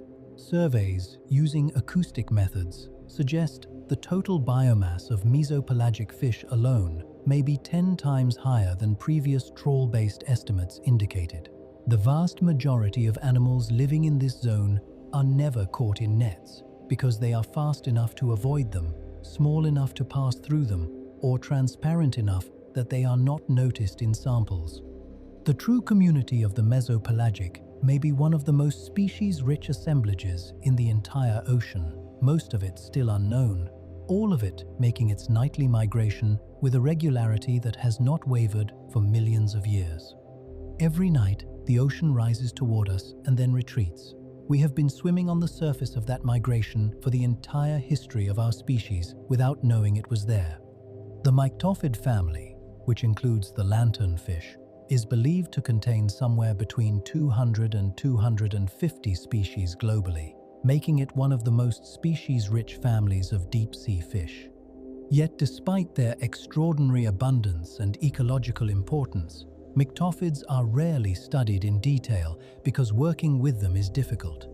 They die quickly when brought to the surface and their bodies deteriorate fast, making specimen-based biology frustrating. Much of what researchers know about their behavior and ecology comes from acoustic surveys and from studying their remains in the stomach contents of larger predators. The picture that emerges is of an animal living an intense and precisely timed life, emerging into the surface ocean for a few hours each night, feeding as efficiently as possible, and returning to the safety of depth before the light returns. The role of the mesopelagic community in the global carbon cycle deserves attention here because it connects the extraordinary creatures of the twilight zone to the chemistry of the entire planet. Every night, as these animals ascend to feed at the surface, they ingest carbon fixed by surface phytoplankton through photosynthesis. When they return to depth before dawn, some of that carbon is released through their respiration and through their fecal pellets, which sink quickly and carry carbon down into the deep ocean. This process, the active transport of carbon by migrating organisms, is a significant but poorly quantified component of the biological pump that moves carbon from the atmosphere into the deep sea. Some researchers believe it contributes as much carbon to the deep ocean as the passive sinking of dead organic particles. If so, the lanternfish and the hatchetfish and the twilight squid are not merely extraordinary animals, they are participants in the chemistry that keeps this planet livable. Their nightly commute moves carbon out of the atmosphere and into the abyss in quantities that matter for everyone breathing air at the surface. The Dark Side of the Ocean, Creatures and Myths of the Deep. Chapter 10, Mystery Sounds and the Voice of the Deep. The ocean is not silent. It never has been. Sound travels through water approximately 4.5 times faster than it travels through air. It also travels much farther, losing far less energy over distance than sound in air. In the deep ocean, at a specific depth band, where temperature and pressure combine in a particular way, sound can travel horizontally for thousands of kilometers with almost no loss at all.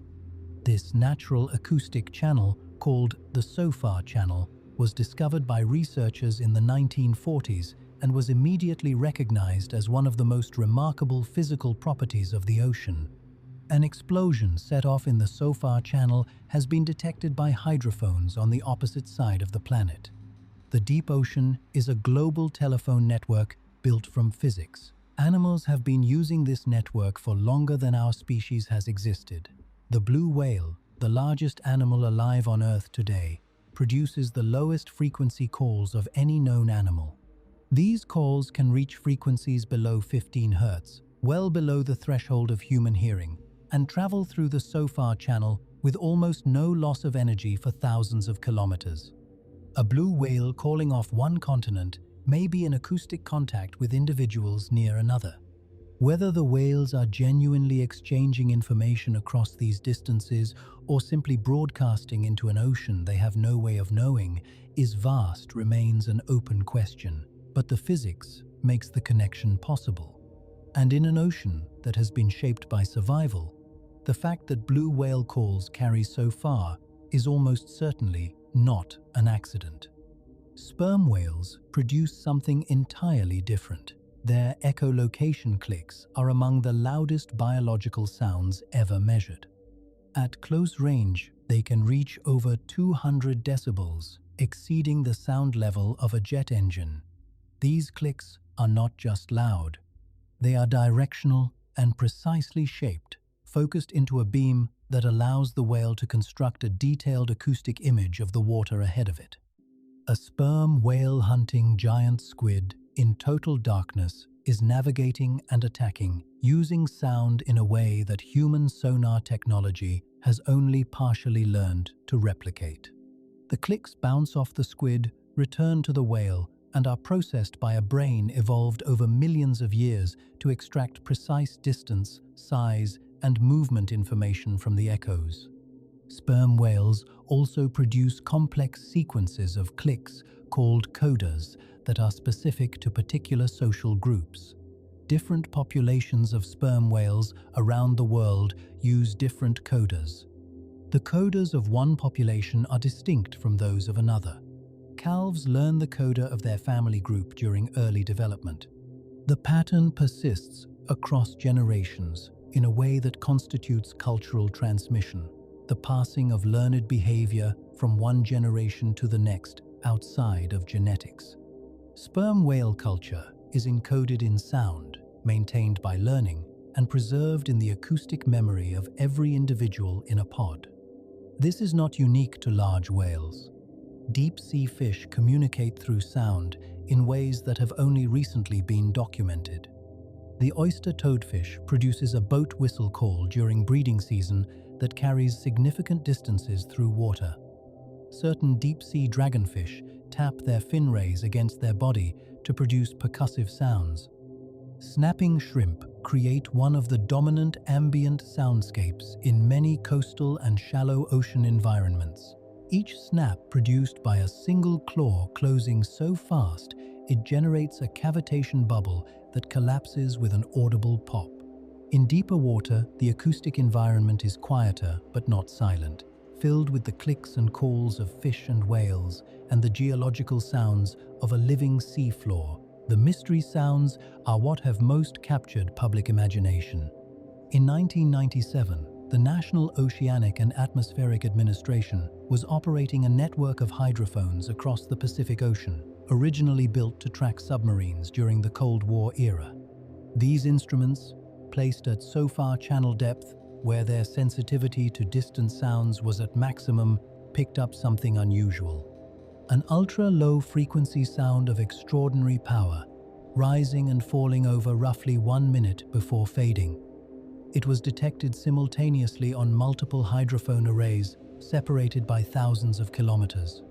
The researchers who studied it gave it a name. They called it the Bloop. The Bloop was not a biological sound.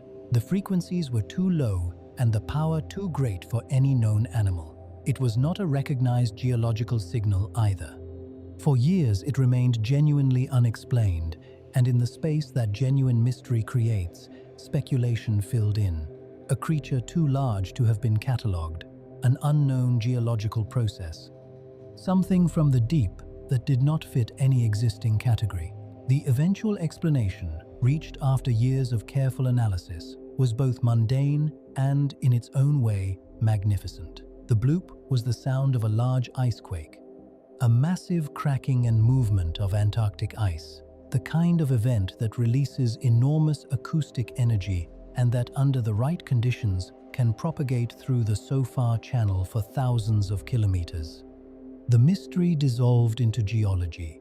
The deep ocean had not been harboring an unknown Leviathan. It had simply been transmitting the sound of a continent made of ice tearing itself apart. But the SOFAR channel continues to carry signals that are less easily explained. The Western Pacific Biotwang, recorded in 2014 and 2015, is a 5-part call of unknown origin, detected repeatedly in the same region of the Pacific. The call has some characteristics consistent with a biological source. It has other characteristics that do not match any known species. It has not been definitively identified. Research is ongoing. The deep ocean is full of sounds we cannot yet explain, and In that unexplained acoustic world, where sound travels farther than in any other environment on this planet, and where creatures with intelligence and culture are already known to be communicating, the possibility of encountering something entirely new is not a fantasy. It is simply a matter of listening carefully enough and for long enough. The ocean has been speaking. We are only now learning how to hear it. The acoustic world of the deep ocean extends beyond the calls of known animals into the sounds of the ocean geology itself. Mid-ocean ridges, where tectonic plates pull apart and new seafloor is created from below, generate continuous low-frequency sounds as magma moves beneath the surface and small earthquakes crack the rock. These sounds travel through the SOFAR channel and contribute to the ambient acoustic background of every ocean. Hydrothermal vents produce their own sounds as superheated water moves through rock. The deep ocean floor is constantly producing a geological soundtrack that has been playing without any audience for millions of years. In recent years, researchers have begun deploying passive acoustic monitoring systems at depth to simply listen. Not for a specific animal or a specific event, just to record whatever the deep ocean produces. The resulting datasets are enormous and largely unanalyzed. There are not enough researchers or enough computing time to process more than a fraction of what the instruments collect. But automated analysis tools are beginning to help. Algorithms trained to recognize whale calls, fish sounds, and geological events are scanning through acoustic archives and flagging signals that do not match any known category for human review. The list of unknown signals is long. There is also the matter of what human noise has done to this ancient acoustic environment. Shipping traffic generates broadband noise across entire ocean basins. Seismic surveys fire air guns repeatedly for weeks at a time. Naval sonar exercises produce intense pulses at frequencies that overlap with whale communication. The acoustic world that whales have been navigating for millions of years is now louder and more complex than at any previous time in the history of the ocean. Some whale species have measurably shifted the frequency and structure of their calls over recent decades in ways consistent with animals trying to communicate above a rising background noise level. The ocean is not just a world of extraordinary biological sounds. It is a world in which those sounds are increasingly competing with the sounds we have added to it. And the creatures that depend on those sounds for survival are adapting as fast as they can to a change that did not exist until very recently in their evolutionary history. The Dark Side of the Ocean, Creatures and Myths of the Deep, Chapter 11, When Death Becomes a World. In the mythology of many seafaring cultures, the ocean was associated with transformation. The idea that what entered the deep did not simply disappear, but became something else, something new, something that continued in a different form. It is one of the more poetic threads in the mythology of the sea, and it turns out, like so many of those threads, to have a biological truth running beneath it. When a whale dies, it does not vanish, it transforms. And the transformation it undergoes on the deep ocean floor is one of the most astonishing ecological events this planet produces. The descent of a whale carcass from the surface to the seafloor can take hours or even days, depending on the depth and on how far decomposition has proceeded before the body sinks. All the way down through the water column, the carcass is losing material. Sharks and other large predators intercept it at the surface. Smaller scavengers take what they can reach during the descent. But the body that arrives at the seafloor, even reduced by what has been lost on the way down, carries an extraordinary quantity of organic material. A large blue whale weighs over 100 tons. The energy contained in that body, when delivered to the nutrient-poor deep ocean floor, is roughly equivalent to 2,000 years of the normal slow background rain of organic particles that drifts down to a comparable area of seafloor in ordinary conditions. 2,000 years of food arriving at once. The first wave of consumption begins quickly. Hagfish arrive, the jawless eel-like scavengers that have been on this planet for over 300 million years, almost completely unchanged. They thread their boneless, flexible bodies into the carcass and consume soft tissue from the inside, producing a mucus so thick and slippery that it deters competing scavengers. Sleeper sharks circle with the patient precision of animals that have evolved for exactly this kind of windfall. Rat-tail fish swarm the exterior. In a matter of months, the soft tissue is largely gone. What remains is a skeleton, and the skeleton is where the most extraordinary part of the story begins. The bones of a large whale are permeated with lipids, the energy-rich fats that the animal accumulated over its lifetime. These lipids represent a resource that takes not months, but decades to exhaust. And the organisms that have evolved to exploit them are some of the most unusual animals in the ocean. Osedax worms, whose name in Latin means bone eaters, were not described by science until 2002. These small worms, some barely a centimeter in length, have no mouth and no stomach. They anchor themselves to the whale bone surface and drive root-like extensions of their bodies directly into the bone tissue. Inside these roots, chemosynthetic bacteria break down the lipids in the bone and provide the worm with the organic compounds it needs to survive. The worm is a root system for bacteria. The bacteria are a digestive system for the worm. Neither could survive at the whale fall without the other. What makes Osedax particularly strange is the arrangement within the species. The animals visible on the bone surface, the ones with the feathery plumes extending into the water above, are all female. The males are microscopic. They live inside a tube on the female body in numbers that can reach dozens per female, existing in a state of perpetual arrested development, retaining the yolk sac from their larval form and using it as their only energy source while they fertilize the eggs the female produces. The males never feed independently. They never grow beyond their larval proportions. They exist solely to provide sperm. The females do all the feeding, all the moving, all the drilling into bone. Osedax have now been found on whale falls in every ocean that has been searched carefully. More than 24 species have been described. Genetic evidence suggests the group is much older than the whales it currently feeds on. The worms may have originally evolved on the bones of extinct marine reptiles during the Mesozoic era, before whales returned to the sea.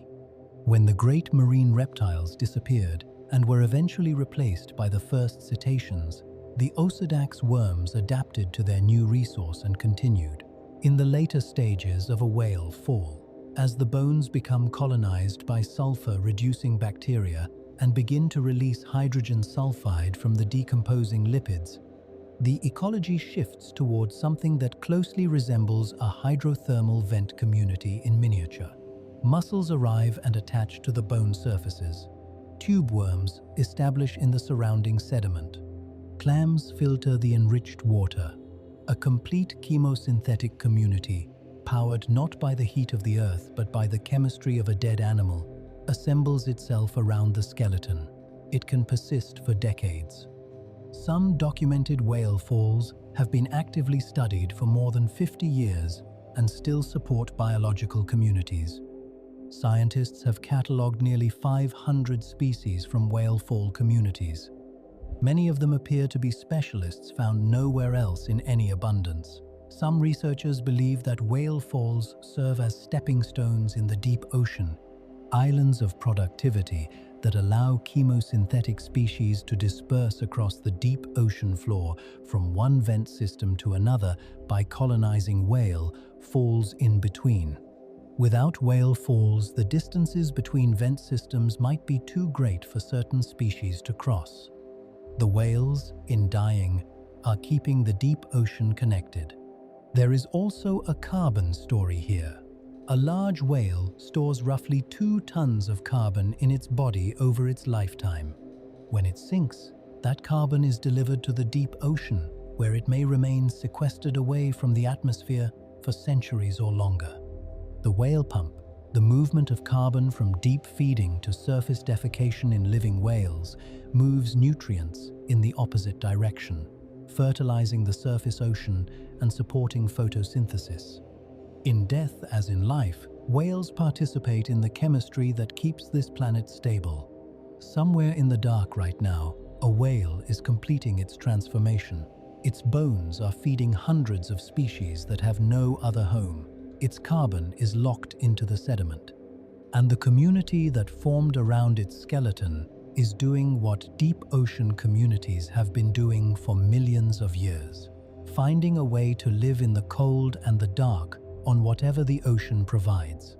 The Osedax story has one more dimension worth sitting with. When researchers began studying Osedax genetics in detail, they discovered something unexpected. The diversity of Osedax species is much greater than the number of formally described species suggests. In a single whale fall, multiple genetically distinct Osedax lineages may be present, some of them occupying different parts of the bone, different depths within the bone tissue, or different chemical microenvironments created by the decomposition process. The whale fall is not a single habitat. It is a landscape of microhabitats, each one occupied by a community specifically adapted to its particular conditions. A single whale skeleton is an archipelago of tiny worlds, each one separated from its neighbors by only centimeters, but distinct enough that different species live in each. The diversity of life at a whale fall reflects the diversity of the deep ocean as a whole. Small-scale variation in chemistry, temperature, oxygen concentration, and physical structure creates distinct microhabitats that different species have specialized to occupy over long evolutionary time.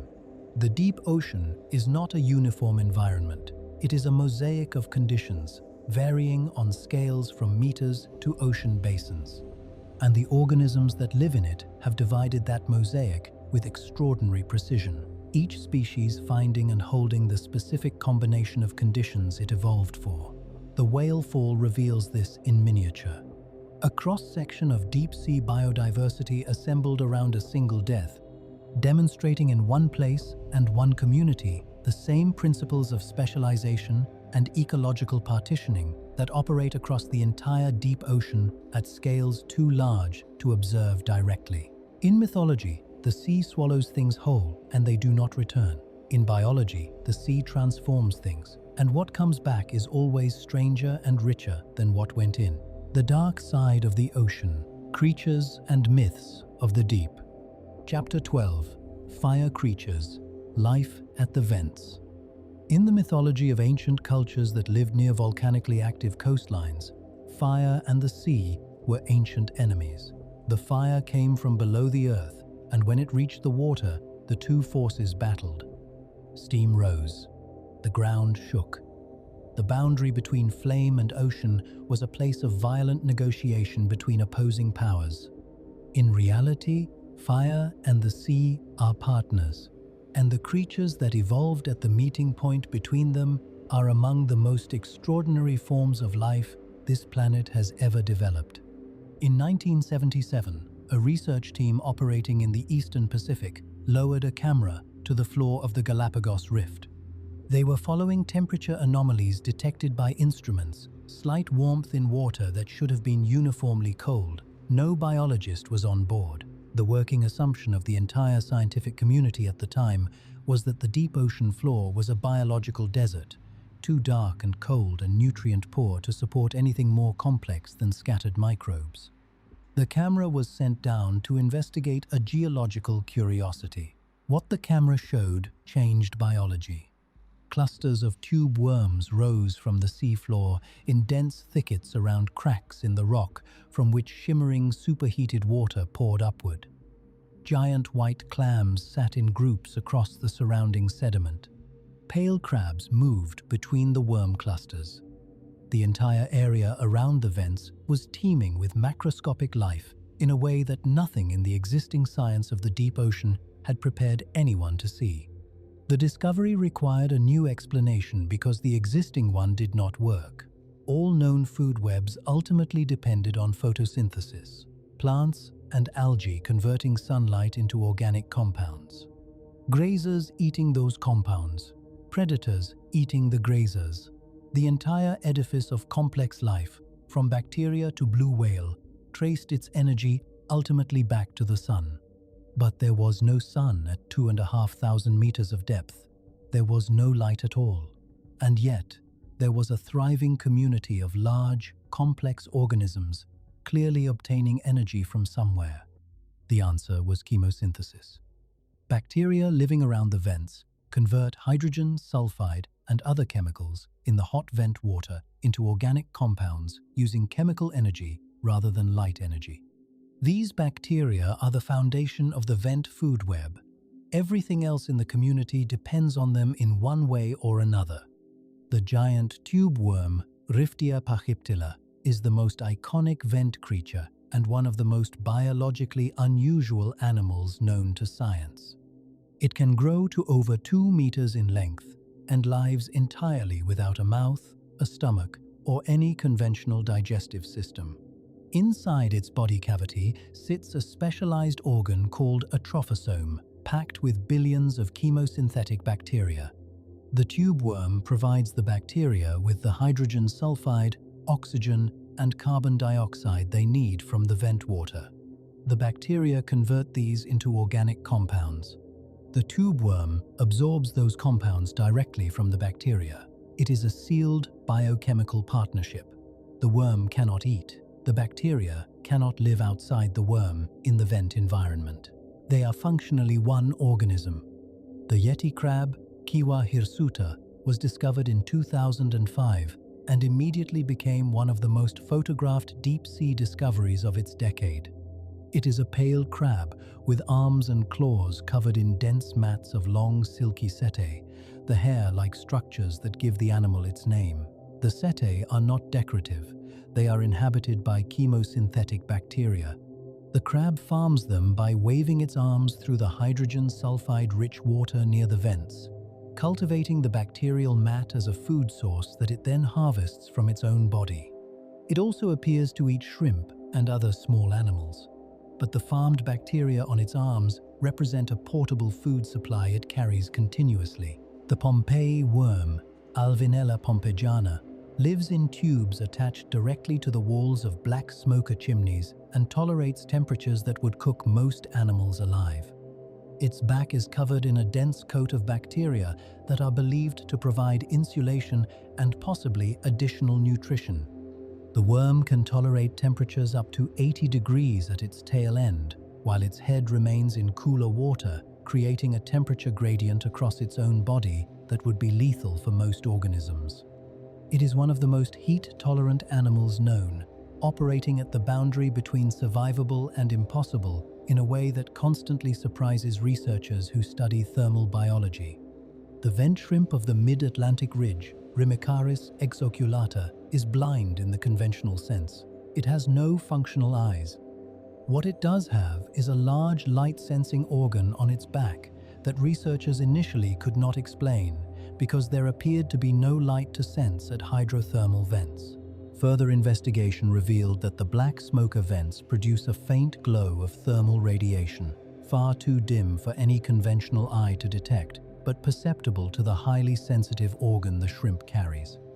The shrimp uses this sensitivity to navigate the temperature gradients around the vent, staying close enough to benefit from the bacterial community, but not so close as to be cooked. It is seeing heat with a light sensor, an adaptation so specific to its environment that nothing like it exists anywhere else in the animal kingdom. The vent creatures are not just extraordinary in themselves, they are a demonstration of a principle. Life does not need what we assumed it needed. Given a source of chemical energy, the right minerals and liquid water, life will build a food web. The implications of that principle extend far beyond this planet. The moons of Jupiter and Saturn almost certainly contain liquid water oceans beneath their ice shells, warmed from below by tidal forces.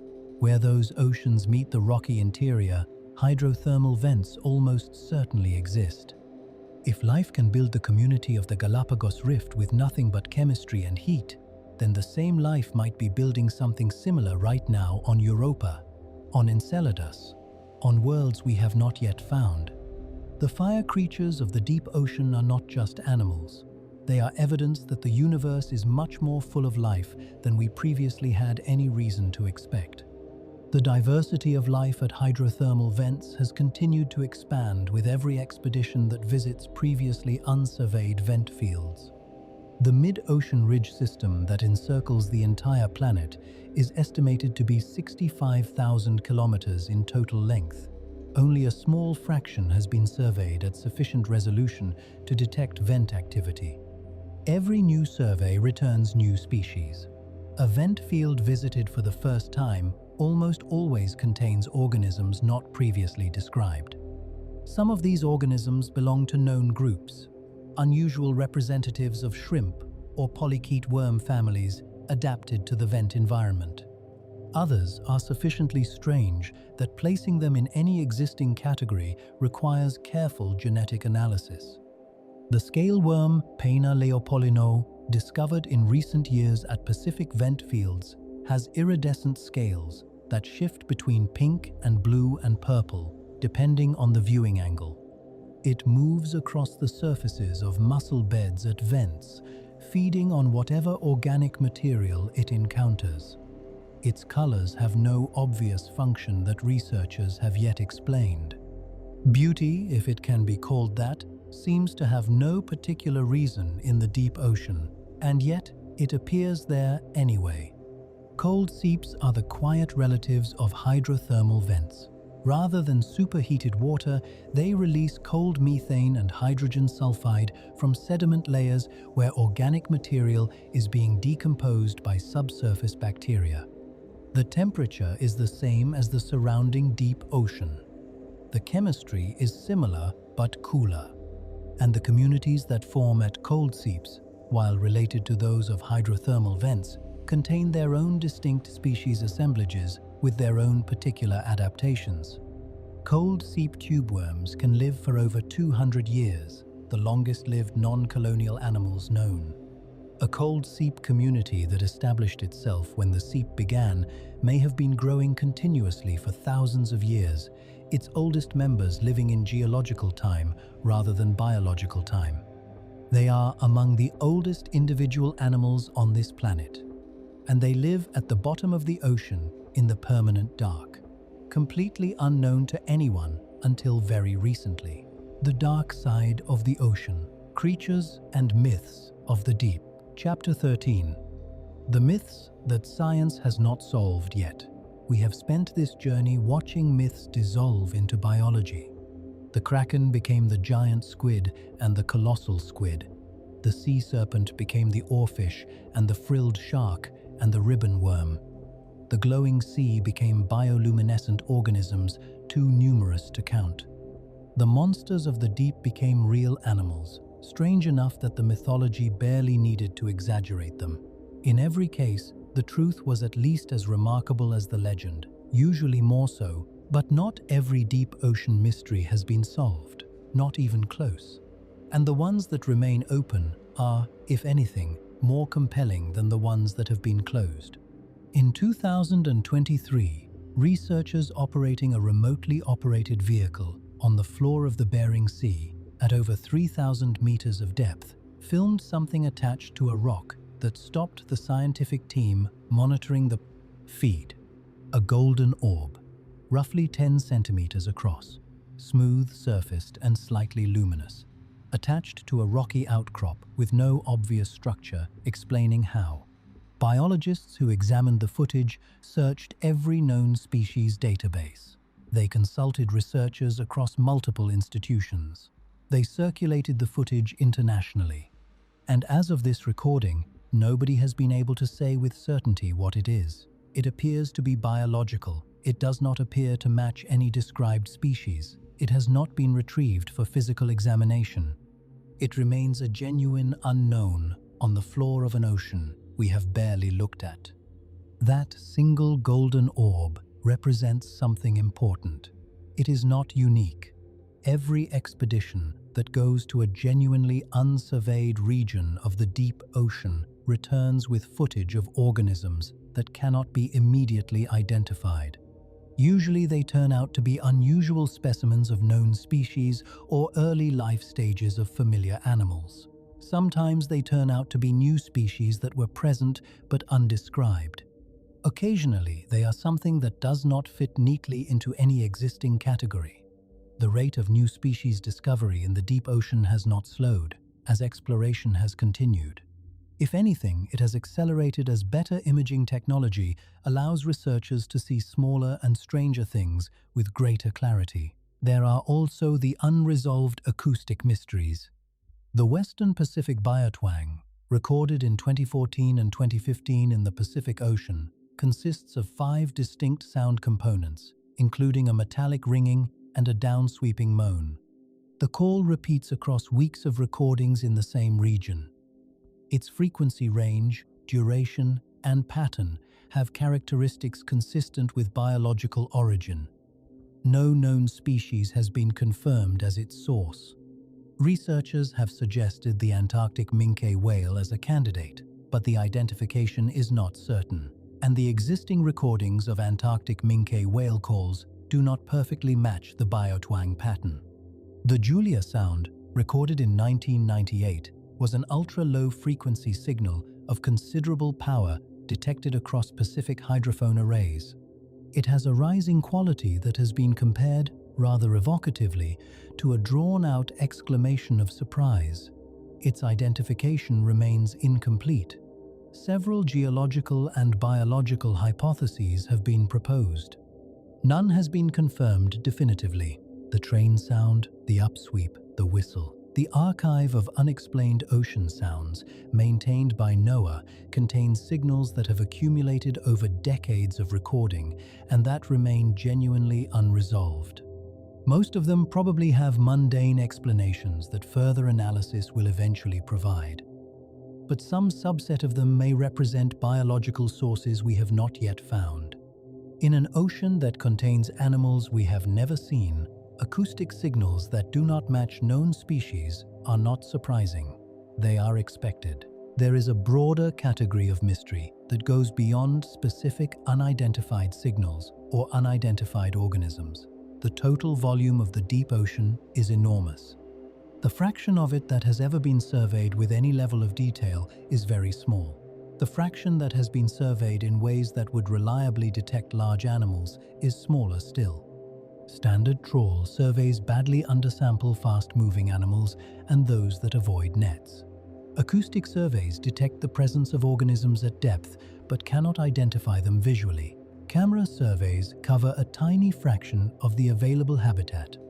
What this means practically is that the deep ocean could contain large animals, genuinely large, that have never been captured, never been filmed, and never been described. This is not a comfortable thing for science to sit with, but it is honest. The coelacanth, a fish the size of a person, lived in the deep waters off southern Africa for 65 million years. After science declared it extinct, without any researcher encountering a living specimen until a fisherman brought one to market in 1938. The megamouth shark, a filter-feeding shark over 5 meters in length, was entirely unknown to science until one was accidentally caught on an anchor line in Hawaii in 1976. Both of these animals were large and had presumably always been present in accessible waters. They were simply not encountered until they were. The deep ocean contains far larger volumes of water and far less accessible depths than the coastal zones where both of those animals were eventually found. The myths of the deep ocean are not entirely solved. Several of them are still swimming. We just have not met them yet. And given what we have already found every time we go looking, that is not a cause for skepticism. It is a cause for continued wonder and continued searching. The ocean keeps its secrets carefully, but it has never stopped hinting at what they are. The history of cryptozoology, the pursuit of animals whose existence is alleged but unproven, is largely a history of wishful thinking and poor evidence. But it is also, occasionally, a history of discoveries that were dismissed prematurely. The giant squid spent decades in the uncertain space between well-documented evidence and formal scientific acceptance before enough specimens arrived to force the issue. The megamouth spent most of its evolutionary history in the same ocean as human beings, without ever being formally encountered. The Greenland shark, one of the slowest and largest sharks in the ocean, lives at depths ranging from the surface to over 2,000 meters and can reach lengths of over 6 meters. It was not studied in any scientific detail until the late 20th century, despite having been known to Arctic hunters for centuries. Its lifespan has since been estimated at potentially over 500 years, making it the longest-lived vertebrate known. 500 years. A shark alive today may have been born before the first European explorers reached the Americas. It has been moving slowly through the cold, dark water of the North Atlantic and Arctic Ocean, through the entire documented history of European maritime civilization. Every naval battle in the Atlantic, every transatlantic crossing, every storm that sank a ship in the North Sea, this animal was alive for all of it, somewhere below the surface, moving at a pace of less than a meter per second, eating whatever it encountered, growing imperceptibly slowly in the cold. The Greenland shark is also frequently cited in connection with deep-sea mythology because specimens occasionally surface and because encounters with very large, pale, slow-moving sharks in cold Arctic waters have been documented in the accounts of hunters and fishermen for centuries. Whether some of these encounters contributed to specific mythological traditions is not certain. What is certain is that an animal of this size, with this behavior and this distribution, was sharing the ocean with seafaring cultures for the entire documented history of those cultures without being known to science until recently. The deep ocean is still full of this kind of possibility, the chance to encounter something that turns out to be extraordinary, something that was always there, something that the ocean was keeping until the moment we were ready to look carefully enough to find it. That is the nature of the deep sea. It does not reveal itself to the incurious or the impatient. It rewards the ones who keep going down, keep looking, keep asking what that shadow in the water was. And every time they find an answer, the ocean responds with a new question. The dark side of the ocean. Creatures and myths of the deep. Chapter 14. The gift of mystery. We started this journey with sailors, people who spent their lives on the ocean and who came home with stories that nobody believed. Stories of tentacled things the size of ships, of silver serpents longer than any measure they had words for, of lights in the dark water that had no explanation, of eyes watching from below the hull on dark nights in the middle of the open ocean. They were told they were exaggerating. They were told they were frightened and tired, and that fear and exhaustion produce visions. They were told that the ocean was mapped well enough and understood well enough, and that whatever had not been found was simply not there. They were right. The scientists were wrong. The monsters were real. Not the versions the stories described. Not island-sized, not capable of pulling a fleet under, but real in the sense that matters most. The deep ocean contains animals so far outside the boundaries of ordinary biological expectation that a sailor encountering one on the surface at night, without any context for what it was, would have had no category to put it in except the one mythology provided: monster. The word was not wrong. It was simply a placeholder for something science had not yet found a better word for. We have now spent an entire night together moving through that world. We began with the founding paradox. The deep ocean sailors knew better than the scientists. We moved through the architecture of deep-sea survival, the cold and the pressure and the dark that should have made complex life impossible, and instead produced its most extraordinary forms. We met the Kraken, the real animal behind 5 centuries of maritime mythology, and its even stranger relative, the colossal squid, still carrying the largest eyes of any living animal, still almost entirely unknown in terms of how it actually lives. We traced the sea serpent mythology through the oarfish and the frilled shark and the ribbon worm and found that the legends were, if anything, too conservative about how strange the real animals were. We descended into the midnight zone and met the goblin shark that has barely changed in 125 million years, and the fangtooth that drifts with its mouth perpetually open, waiting for the rare contact that means a meal. We swam through the living light of the bioluminescent deep, a cosmos of cold blue fire that the old sailors glimpsed from above without having any way to understand its true scale. We examined the giants and the ghosts, the enormous and the transparent, and found that the deep ocean produces both extremes at once, for reasons that biology is still working to fully explain.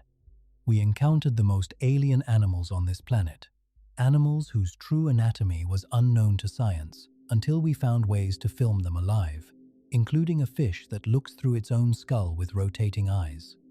We followed the twilight hunters through their nightly migration and understood that billions of animals make a journey of hundreds of meters every single night, moving carbon and energy through the ocean in ways that affect the air everyone on this planet breathes.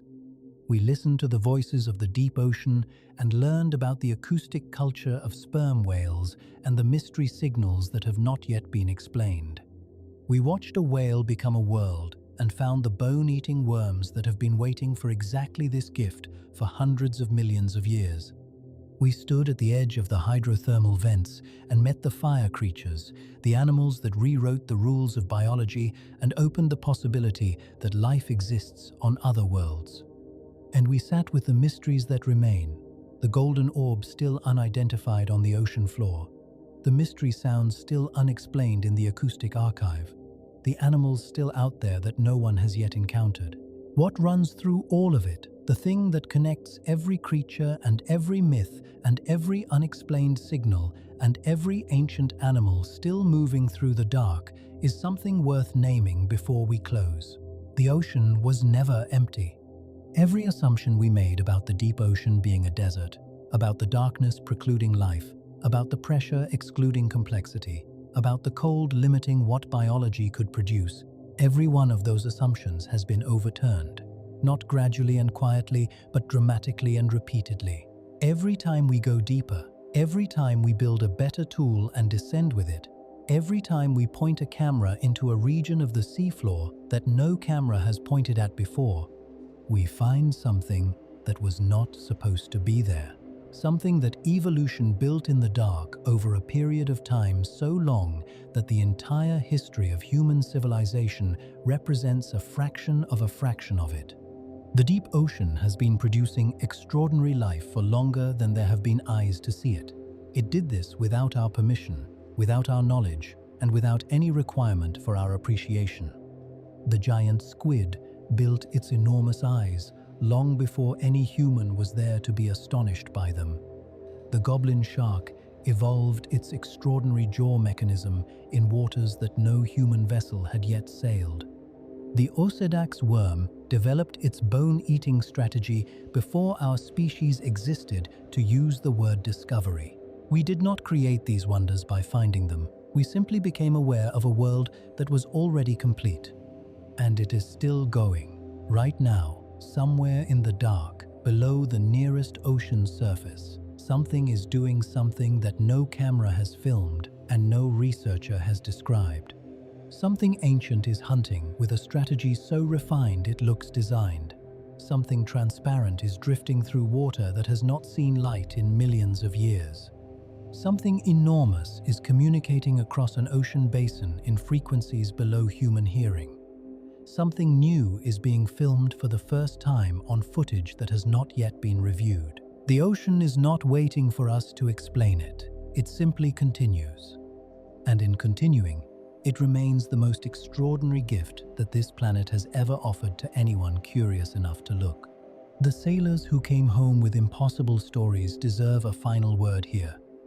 For most of the history of seafaring, the deep ocean was the edge of the known world, not the edge of the map, the actual edge, the place where the reliable and the familiar ended and something else entirely began. Every culture that spent time on the ocean developed a mythology for that edge, not out of ignorance, out of honesty. They were describing something genuinely unknown in the only language available to them. Science eventually built better language. It built the tools to go down and look and name what was there. And in doing so, it did not diminish the mythology. It deepened it. Every discovery made the ocean stranger, not less strange. Every answered question opened several unanswered ones. The Kraken became the giant squid, but the giant squid turned out to be a creature that makes the Kraken look almost modest by comparison. The sea serpent became the oarfish, but the oarfish lives a life so unusual, so deep, so rarely glimpsed, that encountering one at the surface still produces the same response in any honest observer. A sense that something from another world has briefly broken the surface before retreating to where it belongs. The deep ocean does not need our mythology anymore. It has the truth. And the truth is stranger than any story the sailors ever told. Rest easy tonight in that knowledge. The ocean is full. It has always been full. And somewhere in the permanent dark below the nearest shore, something is going about its extraordinary life in the cold and the pressure and the ancient, unbroken dark. It has been there the whole time. This has been Earth at Night. Thank you for joining us in the dark.